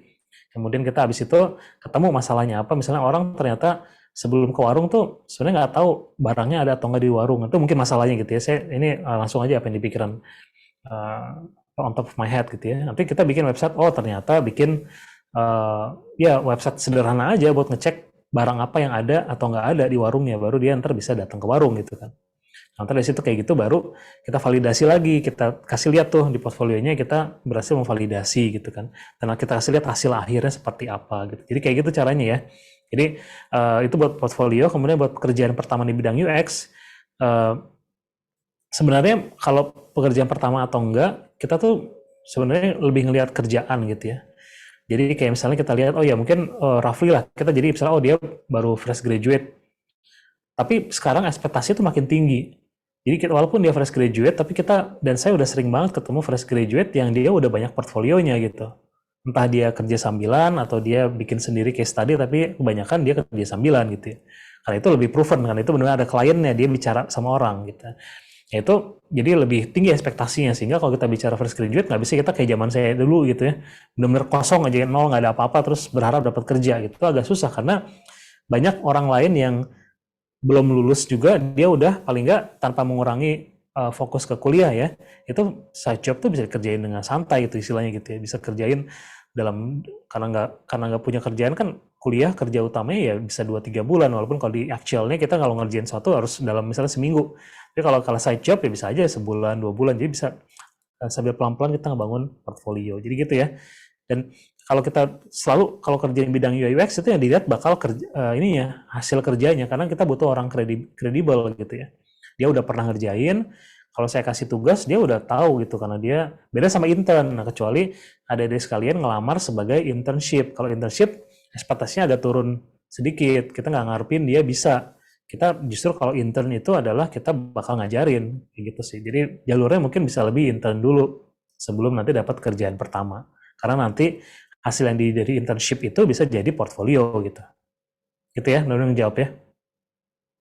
Baik, terima kasih Pak Boris atas jawabannya. Kita next ke pertanyaan berikutnya, yaitu dari Anonymous. Izin bertanya Pak, bagaimana cara menemukan ide yang bagus untuk kompetisi dan memiliki manfaat bagi sekitar? Terima kasih. Boleh dijawab Pak Boris, silahkan. Iya, jadi kalau bicara ide yang bagus buat kompetisi dan manfaat, biasanya kalau kompetisi sih selama saya berapa kali jadi jurinya gitu ya, itu selalu ada tema-temanya gitu ya. Hanya kalau kita bicara in general, itu banyak yang selalu terkait, pertama emang harus kita lihat dulu sih apa yang bikin kita excited gitu ya, karena itu bakal kelihatan gitu. Ini orang bicara bidang itu dia tuh emang ngerasa itu masalah yang besar atau enggak gitu. Jadi kata dia ini sebenarnya udah jawab sendiri ya, manfaat bagi sekitar, ya udah cari yang di sekitarnya aja gitu kan ya. Di sekitar saya tuh masalahnya apa gitu. Jadi lihat di lingkungan masalahnya apa, kemudian diperdalam lagi, ini kira-kira masalah yang paling penting atau enggak, atau ada hal yang lebih penting lagi, terus kemudian dibikin. Tapi kalau mau nyambungin, bisa juga nyambungin dengan yang SDG-nya United Nations. Jadi United Nations itu punya Sustainable Development Growth gitu ya, ada 13 ya atau 17 saya lupa ya. Jadi ada bidang-bidangnya tuh, ada yang buat hunger gitu ya, buat kelaparan, memberantas kelaparan, ada education, ada yang diversity, 17 ya. Nah itu ntar bisa dilihat tuh dari situ, soalnya itu kayak masalah global yang lagi jadi fokus banyak perusahaan, jadi mungkin bisa dipilih ke sana. Tapi biasanya kalau kompetisi, kalau biasanya ada temanya, tapi kalau nggak ada temanya mungkin bisa dipilih dari SDG itu, tapi dicampur dengan apa yang bikin kita excited. Karena misalnya saya nggak terlalu tertarik dengan education gitu, tapi saya ngeliat tuh kayaknya education di sekitar menarik, itu jangan dikerjain kalau menurut saya gitu ya, karena nanti kita jadi nggak all in gitu. Tapi ternyata saya care banget sama orang yang memberantas kelaparan, soalnya saya ngelihat dan punya pengalaman gitu ya, misalnya tetangga sampai kurus segala macam gitu kan, atau ngelihat gitu dan kepala sendiri ada yang sampai kelaparan. Nah itu jadi ini banget gitu, kita excited dengan bidang itu. Nah itu bisa gitu dia kerja. Saya rasa itu sih sarannya kayak gitu. Jadi fokusnya lebih benar-benar sama kayak bikin produk ya di dunia nyata. Jadi fokusnya bukan buat profit kita sendiri, tapi benar-benar buat manfaat gitu ya. Kalaupun nanti kompetisi yang nggak mengakuin, ya paling nggak kita malah jadi bikin sendiri aja gitu produknya, nggak usah ikut kompetisi gitu ya. Kalau kita lihat produk yang sekarang jadi kayak tech giant, kayaknya kebanyakan nggak kompetisi sih ya gitu ya. Tapi kompetisi itu adalah cara kita buat ngelatih sense kita terhadap masalah, ngelatih kita biar bisa apply design thinking, ngelatih kita biar punya craft seperti apa, terus ngelatih kita buat nanti di-assess di dunia nyata gitu. Jadi kalau saya lihat kompetisi itu bukan goals ya, tapi ke means to an end, which is kita pengen tetap ngasih manfaat ke orang banyak gitu. Gitu sih. Jadi mindsetnya kalau seperti itu nanti bakal lebih limitless, nggak terbatas. Nanti kalau misalnya kompetisi nggak lolos terus berhenti gitu kan, enggak kan ya. Jadi kita harus kompetisi itu lebih kayak cara kita aja buat gimana supaya bisa divalidasi di dunia nyata, orang bisa nge-guide kita dan kita diakuin idenya. Kalau enggak ya, tapi kita yakin ide itu masalah yang masalah yang apa namanya yang rumit dan harus kita pecahkan ya kita harus ini gitu ya fokus di sana gitu. Baik, Sebentar, terima kasih saya semenit ya, ada yang ngebel, saya lagi di hotel soalnya, sebentar aja.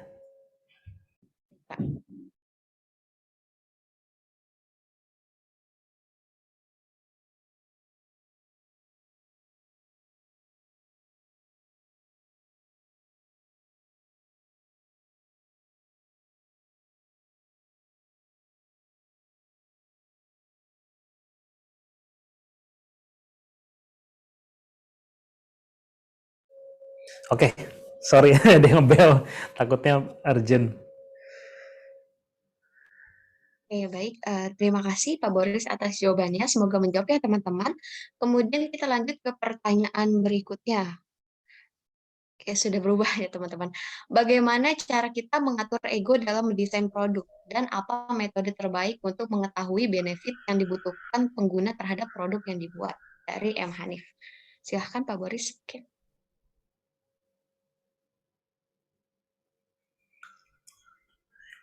Kalau masalah ini ego maksudnya ego dalam apa ya?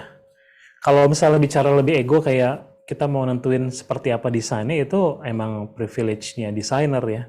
Jadi taste designer itu tetap harus ada di situ gitu ya. Tapi sekali lagi taste itu adalah dalam konteksnya adalah membantu user buat mendapat value dan mencapai goals-nya gitu. Nah kalau bicara tadi, mas tadi udah pindah-pindah nih.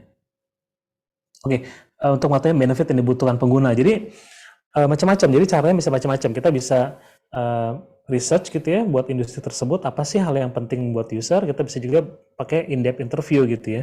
Jadi campuran banyak metodenya.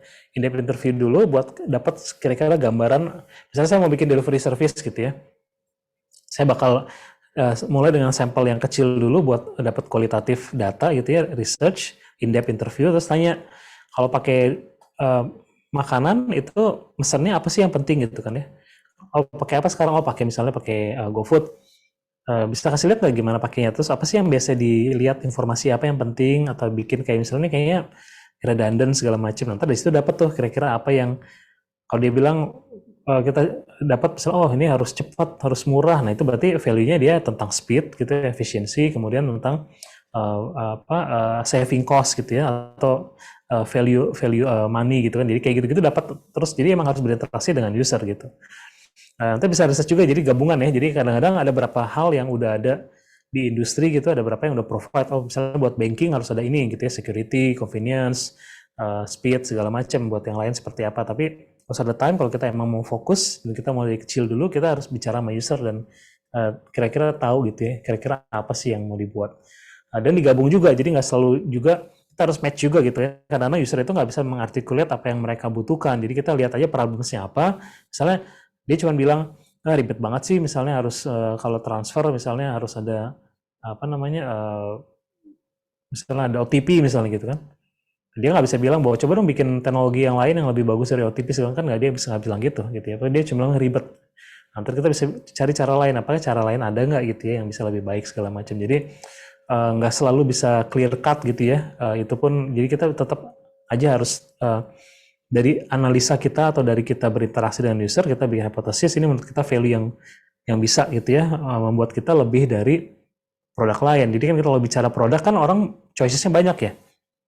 Misalnya kita bicara food delivery service, itu kan optionnya banyak. Jadi dia bisa aja pergi jalan kaki keluar, dia bisa nyuruh misalnya kalau kerja di kantor bisa nyuruh office boy buat beli gitu kan ya. Tapi gimana kalau kita pakai delivery kita itu lebih baik dari semuanya gitu. Nah kita harus tahu secara menyeluruh user gitu kan kelebihan kekurangannya apa kalau nyuruh office boy terus apa kekurangannya kalau dia jalan sendiri dia kayak hal gitu ya nanti bakal dapat tuh sense-nya oh ternyata kesulitannya kayak gini sehingga value ini itu penting buat kita kasih ke user gitu jadi balik lagi ya kalau tentang ego dalam hal kita menentukan desain seperti apa itu harus punya ya desainer egonya dalam hal stylenya seperti apa tapi kalau bicara apa yang mau di-deliver itu harus sesuai dengan value yang user bakal dapat. Gitu ya Hanif yang ngejawab ya. Kalau misalnya nggak ngejawab, kita waktunya nggak apa-apa. Cukup selalu diskusi bakal panjang. Saya reachable ya di LinkedIn atau di Twitter ya. Silakan nanti ke sana ya. Baik, terima kasih Pak Boris atas jawabannya. Semoga menjawab ya teman-teman. Kita next ke pertanyaan berikutnya sudah berubah lagi nih yang naik ya. Ada 2 pertanyaan, Pak. Yang pertama, jika sudah sering ikut lomba tetapi belum menang juga, apakah sia-sia dan bagaimana menanggapinya? Yang kedua, kriteria lomba yang sebaiknya diikuti dan dihindari. Terima kasih. Ya, Mungkin boleh. kalau saya terus terang saya belum pernah jadi peserta lomba gitu ya, jadi nggak bisa ngasih dari sisi perspektif pesertanya. Tapi tadi saya udah ngejawab sebagian ya, mungkin ya Mbak Neta. Jadi kalau kita ikut lomba itu bukan dilihat bahwa ini kayak end goals-nya, tapi lebih kayak, oke saya punya ide, terus saya pengen bikin seperti ini, mungkin lomba ini jadi ngebantu saya buat lebih terstruktur dalam approach saya apply design thinking dan bikin produk gitu kan ya.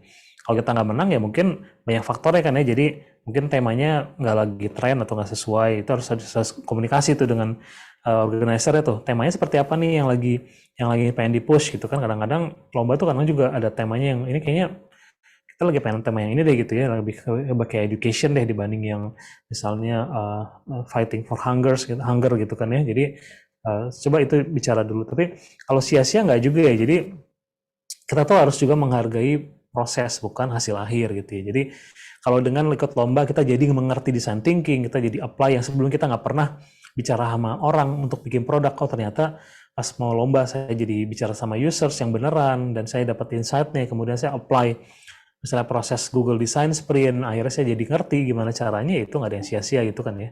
Jadi kalau effort itu nggak pernah ada yang sia-sia gitu kan ya. Kadang-kadang yang kita bilang sia-sia itu karena kita mengharapkan sesuatu yang sebenarnya itu harusnya nggak jadi end goals gitu ya. Jadi kayak kemenangan kompetisi atau misalnya dapat penghargaan segala macam itu nggak pernah jadi end goals gitu ya. Kayak saya misalnya tadi dapat dapat penghargaan gitu ya dari nominee dari Google Play, dari dibilang one of the best apps sama CEO-nya Apple, Tim Cook, itu nggak dari awal nggak arah sana gitu ya. Karena pengakuan itu ya itu bonus aja gitu. Tapi gimana kita bisa bikin produk yang bagus, mengaplikasikan proses design thinking yang proper, kemudian kita bisa bikin users happy dengan value yang mereka butuhkan, itu yang lebih utama. Kalau saya kayak gitu sih. Jadi kok pembelajaran nggak ada yang sia-sia ya, Mas. Oh ini anonimus ya. Jadi jangan ini ya ngerasa sia-sia. Perjalanan masih panjang ya.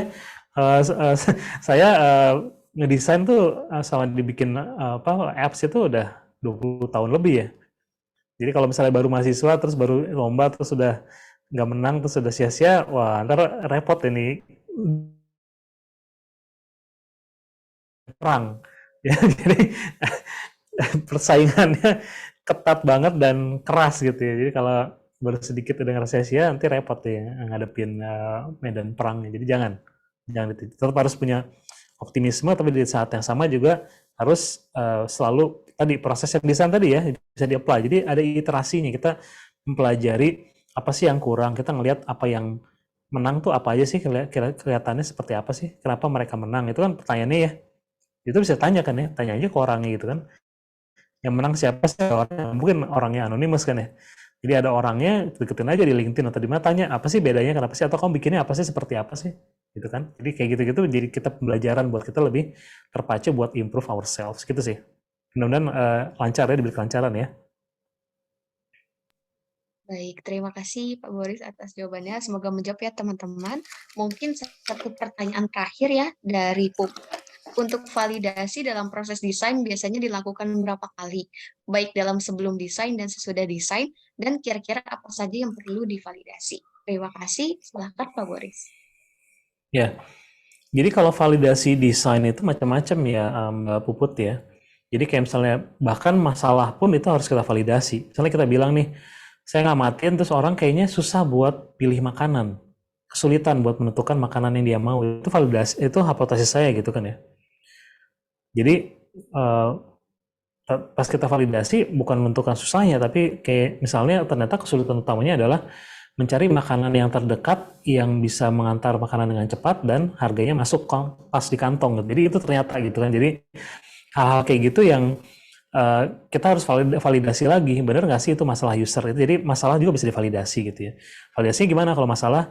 Banyak metodenya gitu ya, bisa pakai in-depth interview, bisa pakai focus group, tapi biasanya in-depth interview yang paling efektif karena orang jadi one on one. Kalau focus group nanti ada banyak orang yang biasanya yang paling ekstrovert. Kalau kayak saya introvert, saya bakal diem biasanya kalau di grup gitu. Yang ekstrovert bakal ngomong terus, akhirnya grup opinion gitu ya. Ada 10 atau 7 orang ya kesannya kayak sama semua suaranya, padahal yang lain tuh cuma diem aja nggak mau ngomong gitu kan. Itu caranya. Terus kalau kita udah bikin produk, misalnya udah bikin UI-nya nih, itu validasinya namanya usability testing. Tapi sesuai dengan namanya usability. Jadi usability itu adalah ease of use sama usable atau enggak gitu ya. Jadi regardless of idenya itu bakal diterima di pasar atau enggak, itu nggak masuk di usability testing. Jadi misalnya saya bikin nih aplikasi buat misalnya bisa apa ya, secara virtual misalnya pergi ke berbagai museum misalnya gitu ya. Pas saya testing ya orang bisa gitu menggunakannya dengan baik, ngerti gimana cara pilih museum segala macam, tapi itu nggak memvalidasi bahwa ini idenya itu akan dipakai oleh kalau nggak puluhan jutaan orang, jutaan kalau nggak ratusan juta gitu, itu nggak bisa divalidasi. Jadi tiap research itu bisa beda-beda. Nanti cari aja ya, di different type of research, ada yang kualitatif, ada kuantitatif, ada yang attitudinal, ada yang behavioral. Jadi beda-beda, ya harus tergantung kebutuhannya. Terus kalau ditanya berapa kali, baik dalam sebelum desain, ya semua ya, jadi sebelum desain itu masalah biasanya yang divalidasi, terus hipotesis kita gitu kan, kemudian bukan sudah desain itu selama desain ya, bukan sudah ya. Jadi selama desain itu kita ada stage-nya di mana kita tes usability dulu gitu ya. Dan kadang-kadang validasi itu bukan hanya sama internal aja, bukan sama user aja. Kadang-kadang kita validasi juga ke orang bisnis, karena misalnya nih saya bikin kayak aplikasi ini buat kayak tadi pemesanan, itu saya bakal coba validasi ke orang yang engineering-nya misalnya, atau ke yang produknya buat tahu feedback mereka seperti apa, itu bagian dari validasi juga gitu. Jadi selama proses emang selalu kita minta feedback dari berbagai orang, termasuk yang utamanya adalah dari user. Jadi selalu ya, bahkan setelah kita launching produk pun itu masih kita validasi lagi, karena setelah kita launching itu baru ketahuan tuh actual usage dari aplikasi kita tuh baru ketahuan. Kalau kita cuma ngedesain usability itu cuma usability-nya aja.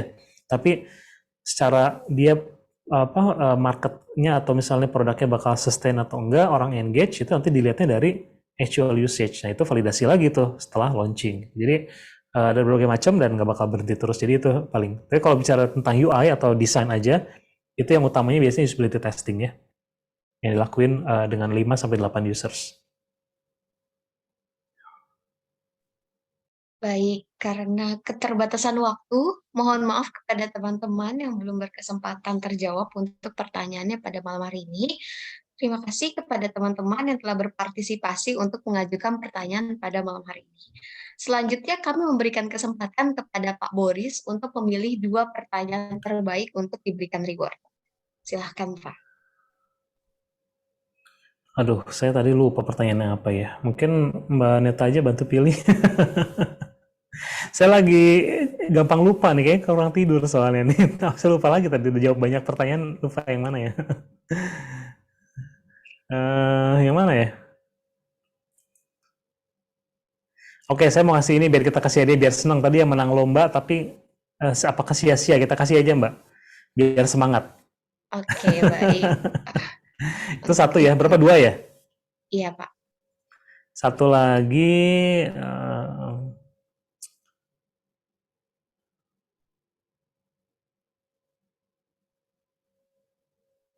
ntar ya, apa tadi ya, ntar.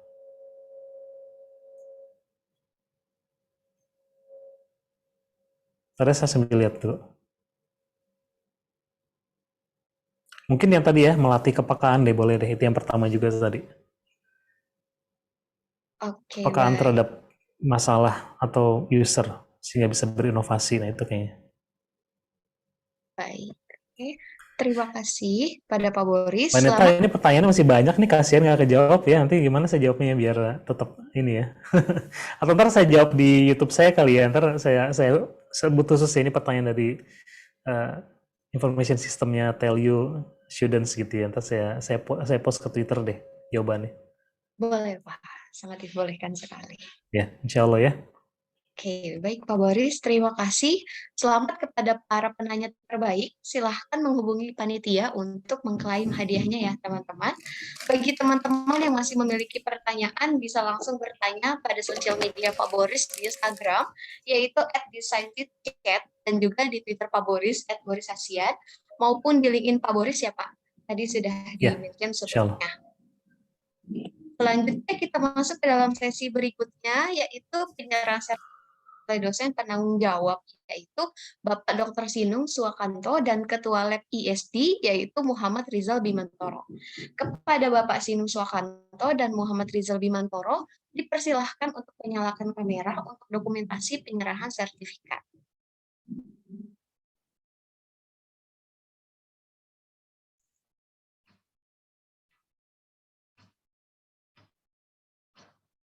Teknisnya gimana? Diserahkan ya. Oke, ini.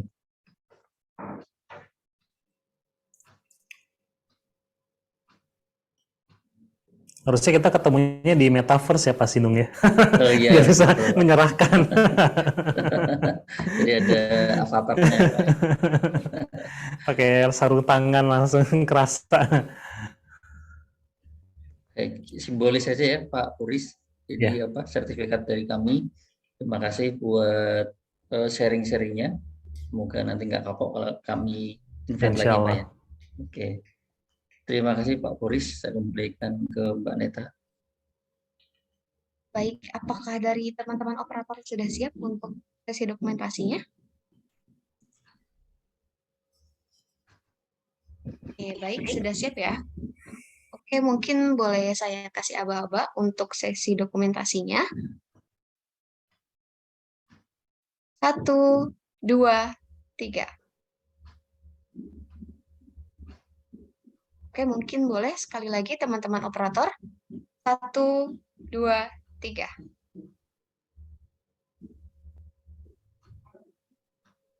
Baik, sudah ya teman-teman. Baik, terima kasih kepada Bapak Boris Hasian selaku pemateri kita pada malam hari ini yang telah menyampaikan materinya yang luar biasa. Semoga apa yang disampaikan Bapak Boris Hasian pada malam hari ini dapat menjadi acuan dalam teman-teman untuk berkompetisi dalam bidang UI UX Decider dan juga menambah motivasi serta semangat teman-teman semuanya. Akhir kata, saya selaku moderator, Netaule Kurnianingrum, pamit undur diri. Mohon maaf apabila ada kesalahan perkataan dan perbuatan. Terima kasih. Wassalamualaikum warahmatullahi wabarakatuh. Saya kembalikan kepada Kak Agis selaku MC.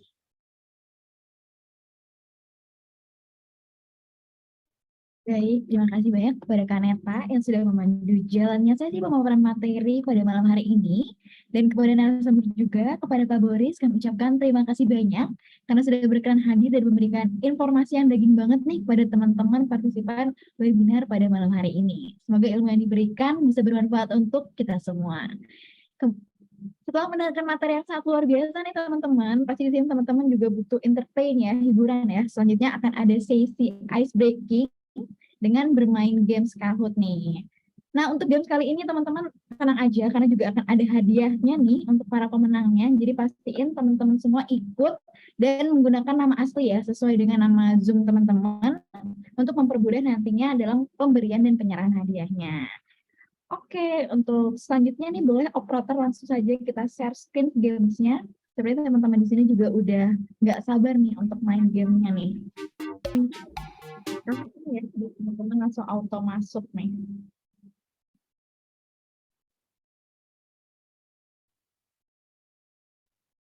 Oke, udah ada yang bergerak. Iksan, Kak Sena, Kak Febri, Kak Nadia udah join ya.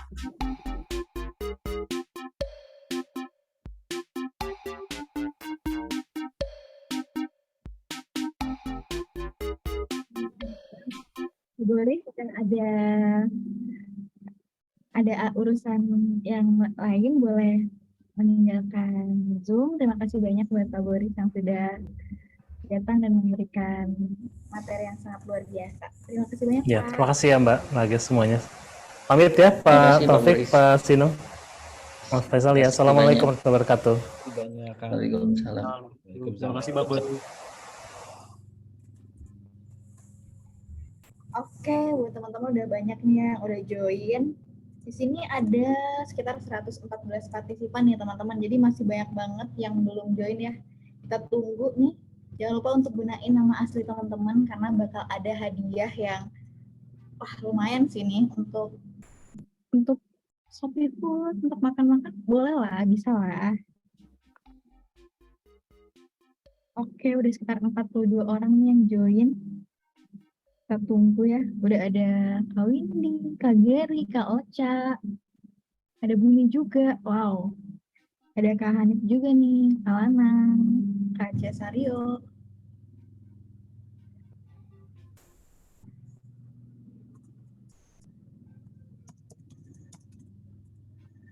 Kita tunggu ya untuk teman-teman join. Udah 55 orang nih. Kita tunggu sampai jam 20 lewat berapa nih ya kira-kira. Kita tunggu sampai teman-teman join deh. Ini ada 112, jadi masih banyak banget nih yang belum join ya. Kita tunggu nih. Kita masih tungguin. Oke, udah ada 57 partisipan yang udah join nih.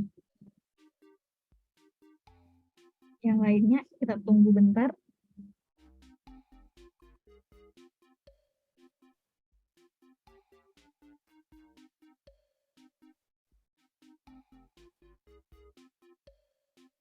Oke, kita akan mulai 2 menit lagi ya teman-teman. Jadi pastiin teman-teman udah pada join kalau kalian mau bersaing untuk mendapatkan hadiahnya. Karena hadiahnya lumayan banget sih teman-teman.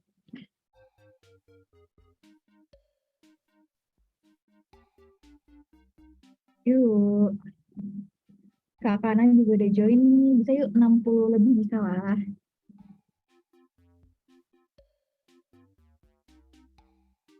Yuk 1 menit lagi bakal kita mulai. Buat teman-teman yang belum join, boleh langsung masukin aja game pinnya nih ya. 932588.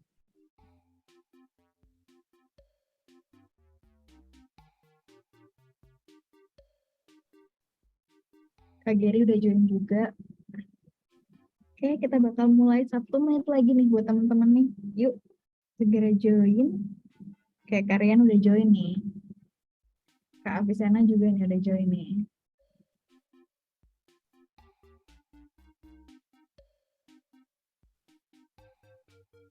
Kak Madep, oke. Karena udah 25.6 nih ya, karena waktu kita juga terbatas. Ini kita bisa langsung mulai aja ya operator ya. Boleh kita langsung start gamenya. Baik, terima kasih banyak Pak Taufik sudah menyempatkan hadir. Pamit dulu ya. Terima kasih banyak Pak Taufik. Iya. Terima kasih banyak Pak. Oke. Ke pertanyaan pertama nih, apa tema kuliah umum pada hari ini? Wah, kalau ini, kayak ini terlalu easy ya, jangan kayak pasti dikit nih yang salah nih. Oke, banyak ya yang benar ya, 14 orang. Mantap, mantap, mantap. Ini kayaknya cepat banget, jadi pastiin teman-teman gercep nih mencetnya nih. Next. Wah, masih dipimpin sama Kardina ya. Siapakah narasumber kuliah umum pada hari ini? Kalau salah keterlaluan nih, tapi mirip-mirip ya semuanya ya. Namanya sama. Pasti yang memperhatikan pasti tahu banget nih. Mungkin R-nya 2 atau 1. Oke, 42 orang benar nih jawabannya. Pak Boris Hasian dengan double R. Arvin masih memimpin nih. Mantap banget nih si Arvin nih. Apakah ada yang bisa mengalahkan Arvin di next question? Let us see. Aspek apa aja untuk mempertimbangkan sebuah inovasi? Wah, ini tadi ada banget di webinar nih, teman-teman nih. Yang perhatiin pasti tahu banget sih ini jawabannya apa. Oke, wah 23 orang menyimak dengan benar nih. Iya, jadi people, business, and technical jawabannya. Kita lihat siapa yang memimpin sejauh ini. Waduh, masih Mas Arvin nih yang masih memimpin game kali ini ya. Gokil. Next question. Elements of value pyramid nih, apa yang termasuk di bagian social impact? Wah, ini ada juga nih tadi nih di materi ini. Wow, banyak yang jawab salah ya. Jawabannya benar adalah transcendent. Dan Mas Arvin masih memimpin. Wow, Mas Arvin sepertinya menyimak dengan baik ya. Dilanjutkan oleh Kak Ivan dan Kak Kardina. Apakah di next question Kak Ivan dan Kardina bisa mengungguli Kak Arvin ini? Mari kita lihat bersama. X berfungsi sebagai memperindah tampilan suatu aplikasi atau website. Wow, 30 orang menjawab benar. Jawabannya adalah false. Dan Kak Arvin masih memimpin, tapi urutan kedua udah disalib oleh Kak Iz nih. Wow. Apakah Kak Iz bisa menyalip Kak Arvin? Kita lihat di next question ya teman-teman. Yang termasuk dalam desain proses kecuali. Wah ini ada banget juga sih tadi di materinya sih.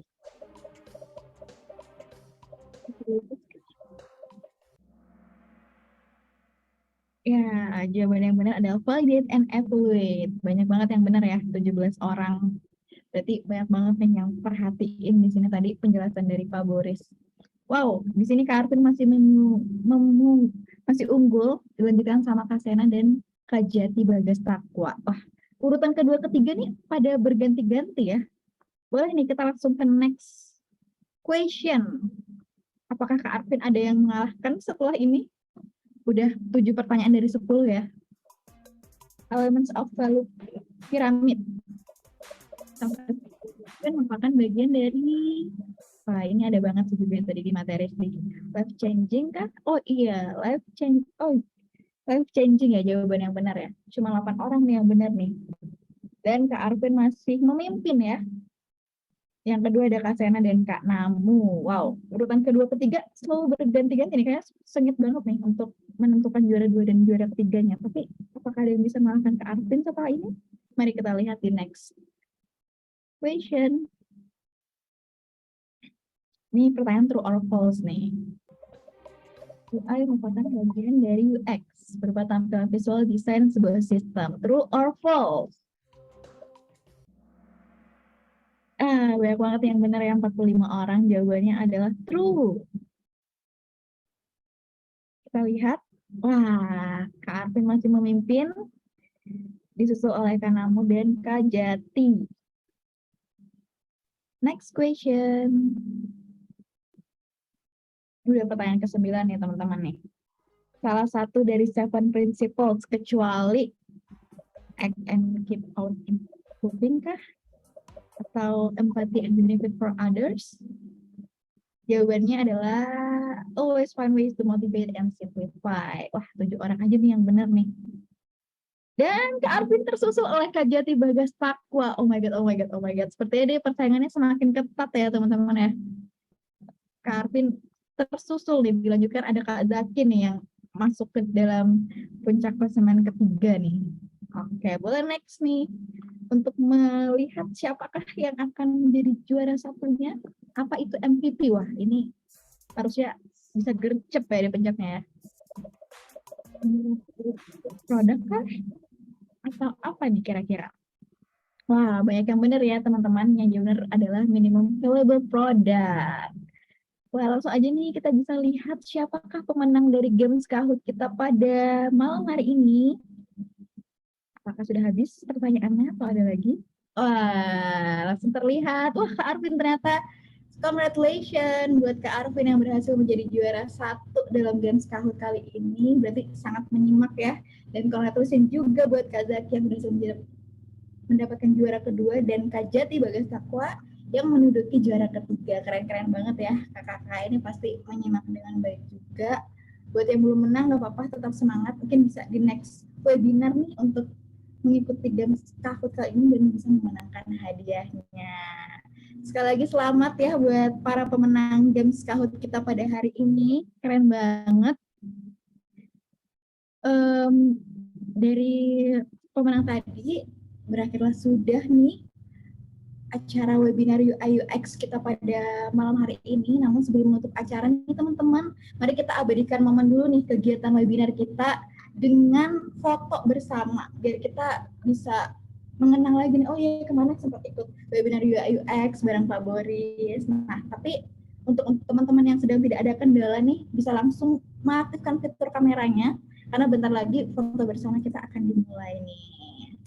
Boleh nih, udah ada yang belum on cam, boleh on cam nih, Kak Aska, Kak Aulia, Kak Raffi. Boleh dipakai juga nih virtual background yang udah tersedia nih. Tapi kalau nggak bisa nggak apa-apa juga. Yang penting on cam dulu nih teman-teman. Boleh diambil jilbabnya atau mau sisir rambutnya dulu buat yang cowok-cowok boleh banget. Yuk on cam dulu yuk. Kita tunggu bentar ya, kayak teman-teman lagi mempersiapkan diri nih biar terlihat cantik dan ganteng saat foto bersama nih. Yuk on cam.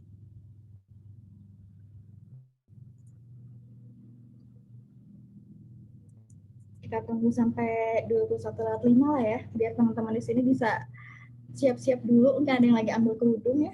Kita tunggu bentar nih. Kak Aska, Kak Habib ya udah mau on cam ya, tapi masih rapi-rapi dulu ya. Kita tunggu sebentar lagi nih.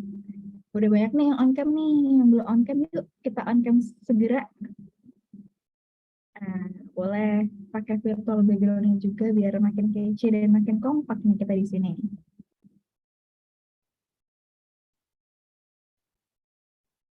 Kita tunggu sebentar. Mungkin Kak Dias, karena dia Kak Zara mau on cam juga, hayu. Karena bentar lagi foto bersama akan dimulai nih. Yuk, Kak yang lain yang belum on cam.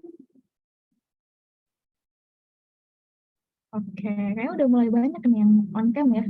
Kayaknya udah bisa kita mulai nih untuk mengabadikan momen pada malam hari ini. Nah, Agus juga meminta bantuan nih buat para operator untuk mengambil gambarnya ya. Untuk foto bersamanya akan saya pandu. Oke, berikan gaya terbaik teman-teman nih. Aku hitung ya. 1, 2, 3. Oke, lagi ya. 1, 2, 3. Lagi atau udah cukup? Sekali lagi deh, karena banyak ya slide-nya di sini ada 7. Kita lagi 1, 2, 3. Oke, terima kasih banyak buat teman-teman yang sudah mau on cam dan foto bersama pada malam hari ini. Tidak terasa teman-teman, kita sudah berada di penghujung acara kegiatan webinar UI UX pada malam hari ini. Terima kasih saya ucapkan sekali lagi kepada Pak Boris yang sudah berkenan menjadi narasumber. Terima kasih juga kepada Pak Taufik selaku Ketua Prodi, Pak Sinung, dan teman-teman peserta yang sudah hadir. Dan tidak lupa juga terima kasih banyak kepada seluruh panitia yang sudah menyukseskan acara ini dengan sangat luar biasa. Berakhirlah sudah kegiatan kuliah umum persiapan kompetisi bidang UI UX Sistem Informasi Telkom University tahun 2022. Akhir kata, saya Agustin Amazingly selaku MC undur diri. Mohon maaf jika ada kesalahan. Semoga kita dapat bertemu kembali dalam kesempatan berikutnya.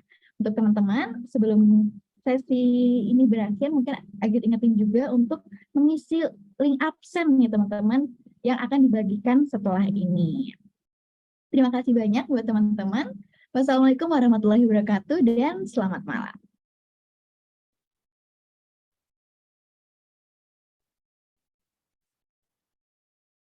Dan untuk operator boleh di-share link absennya. Nah ini.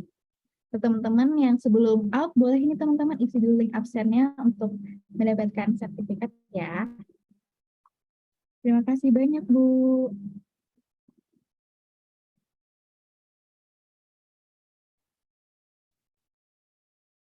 Yuk, boleh diisi dulu link absennya sebelum balik.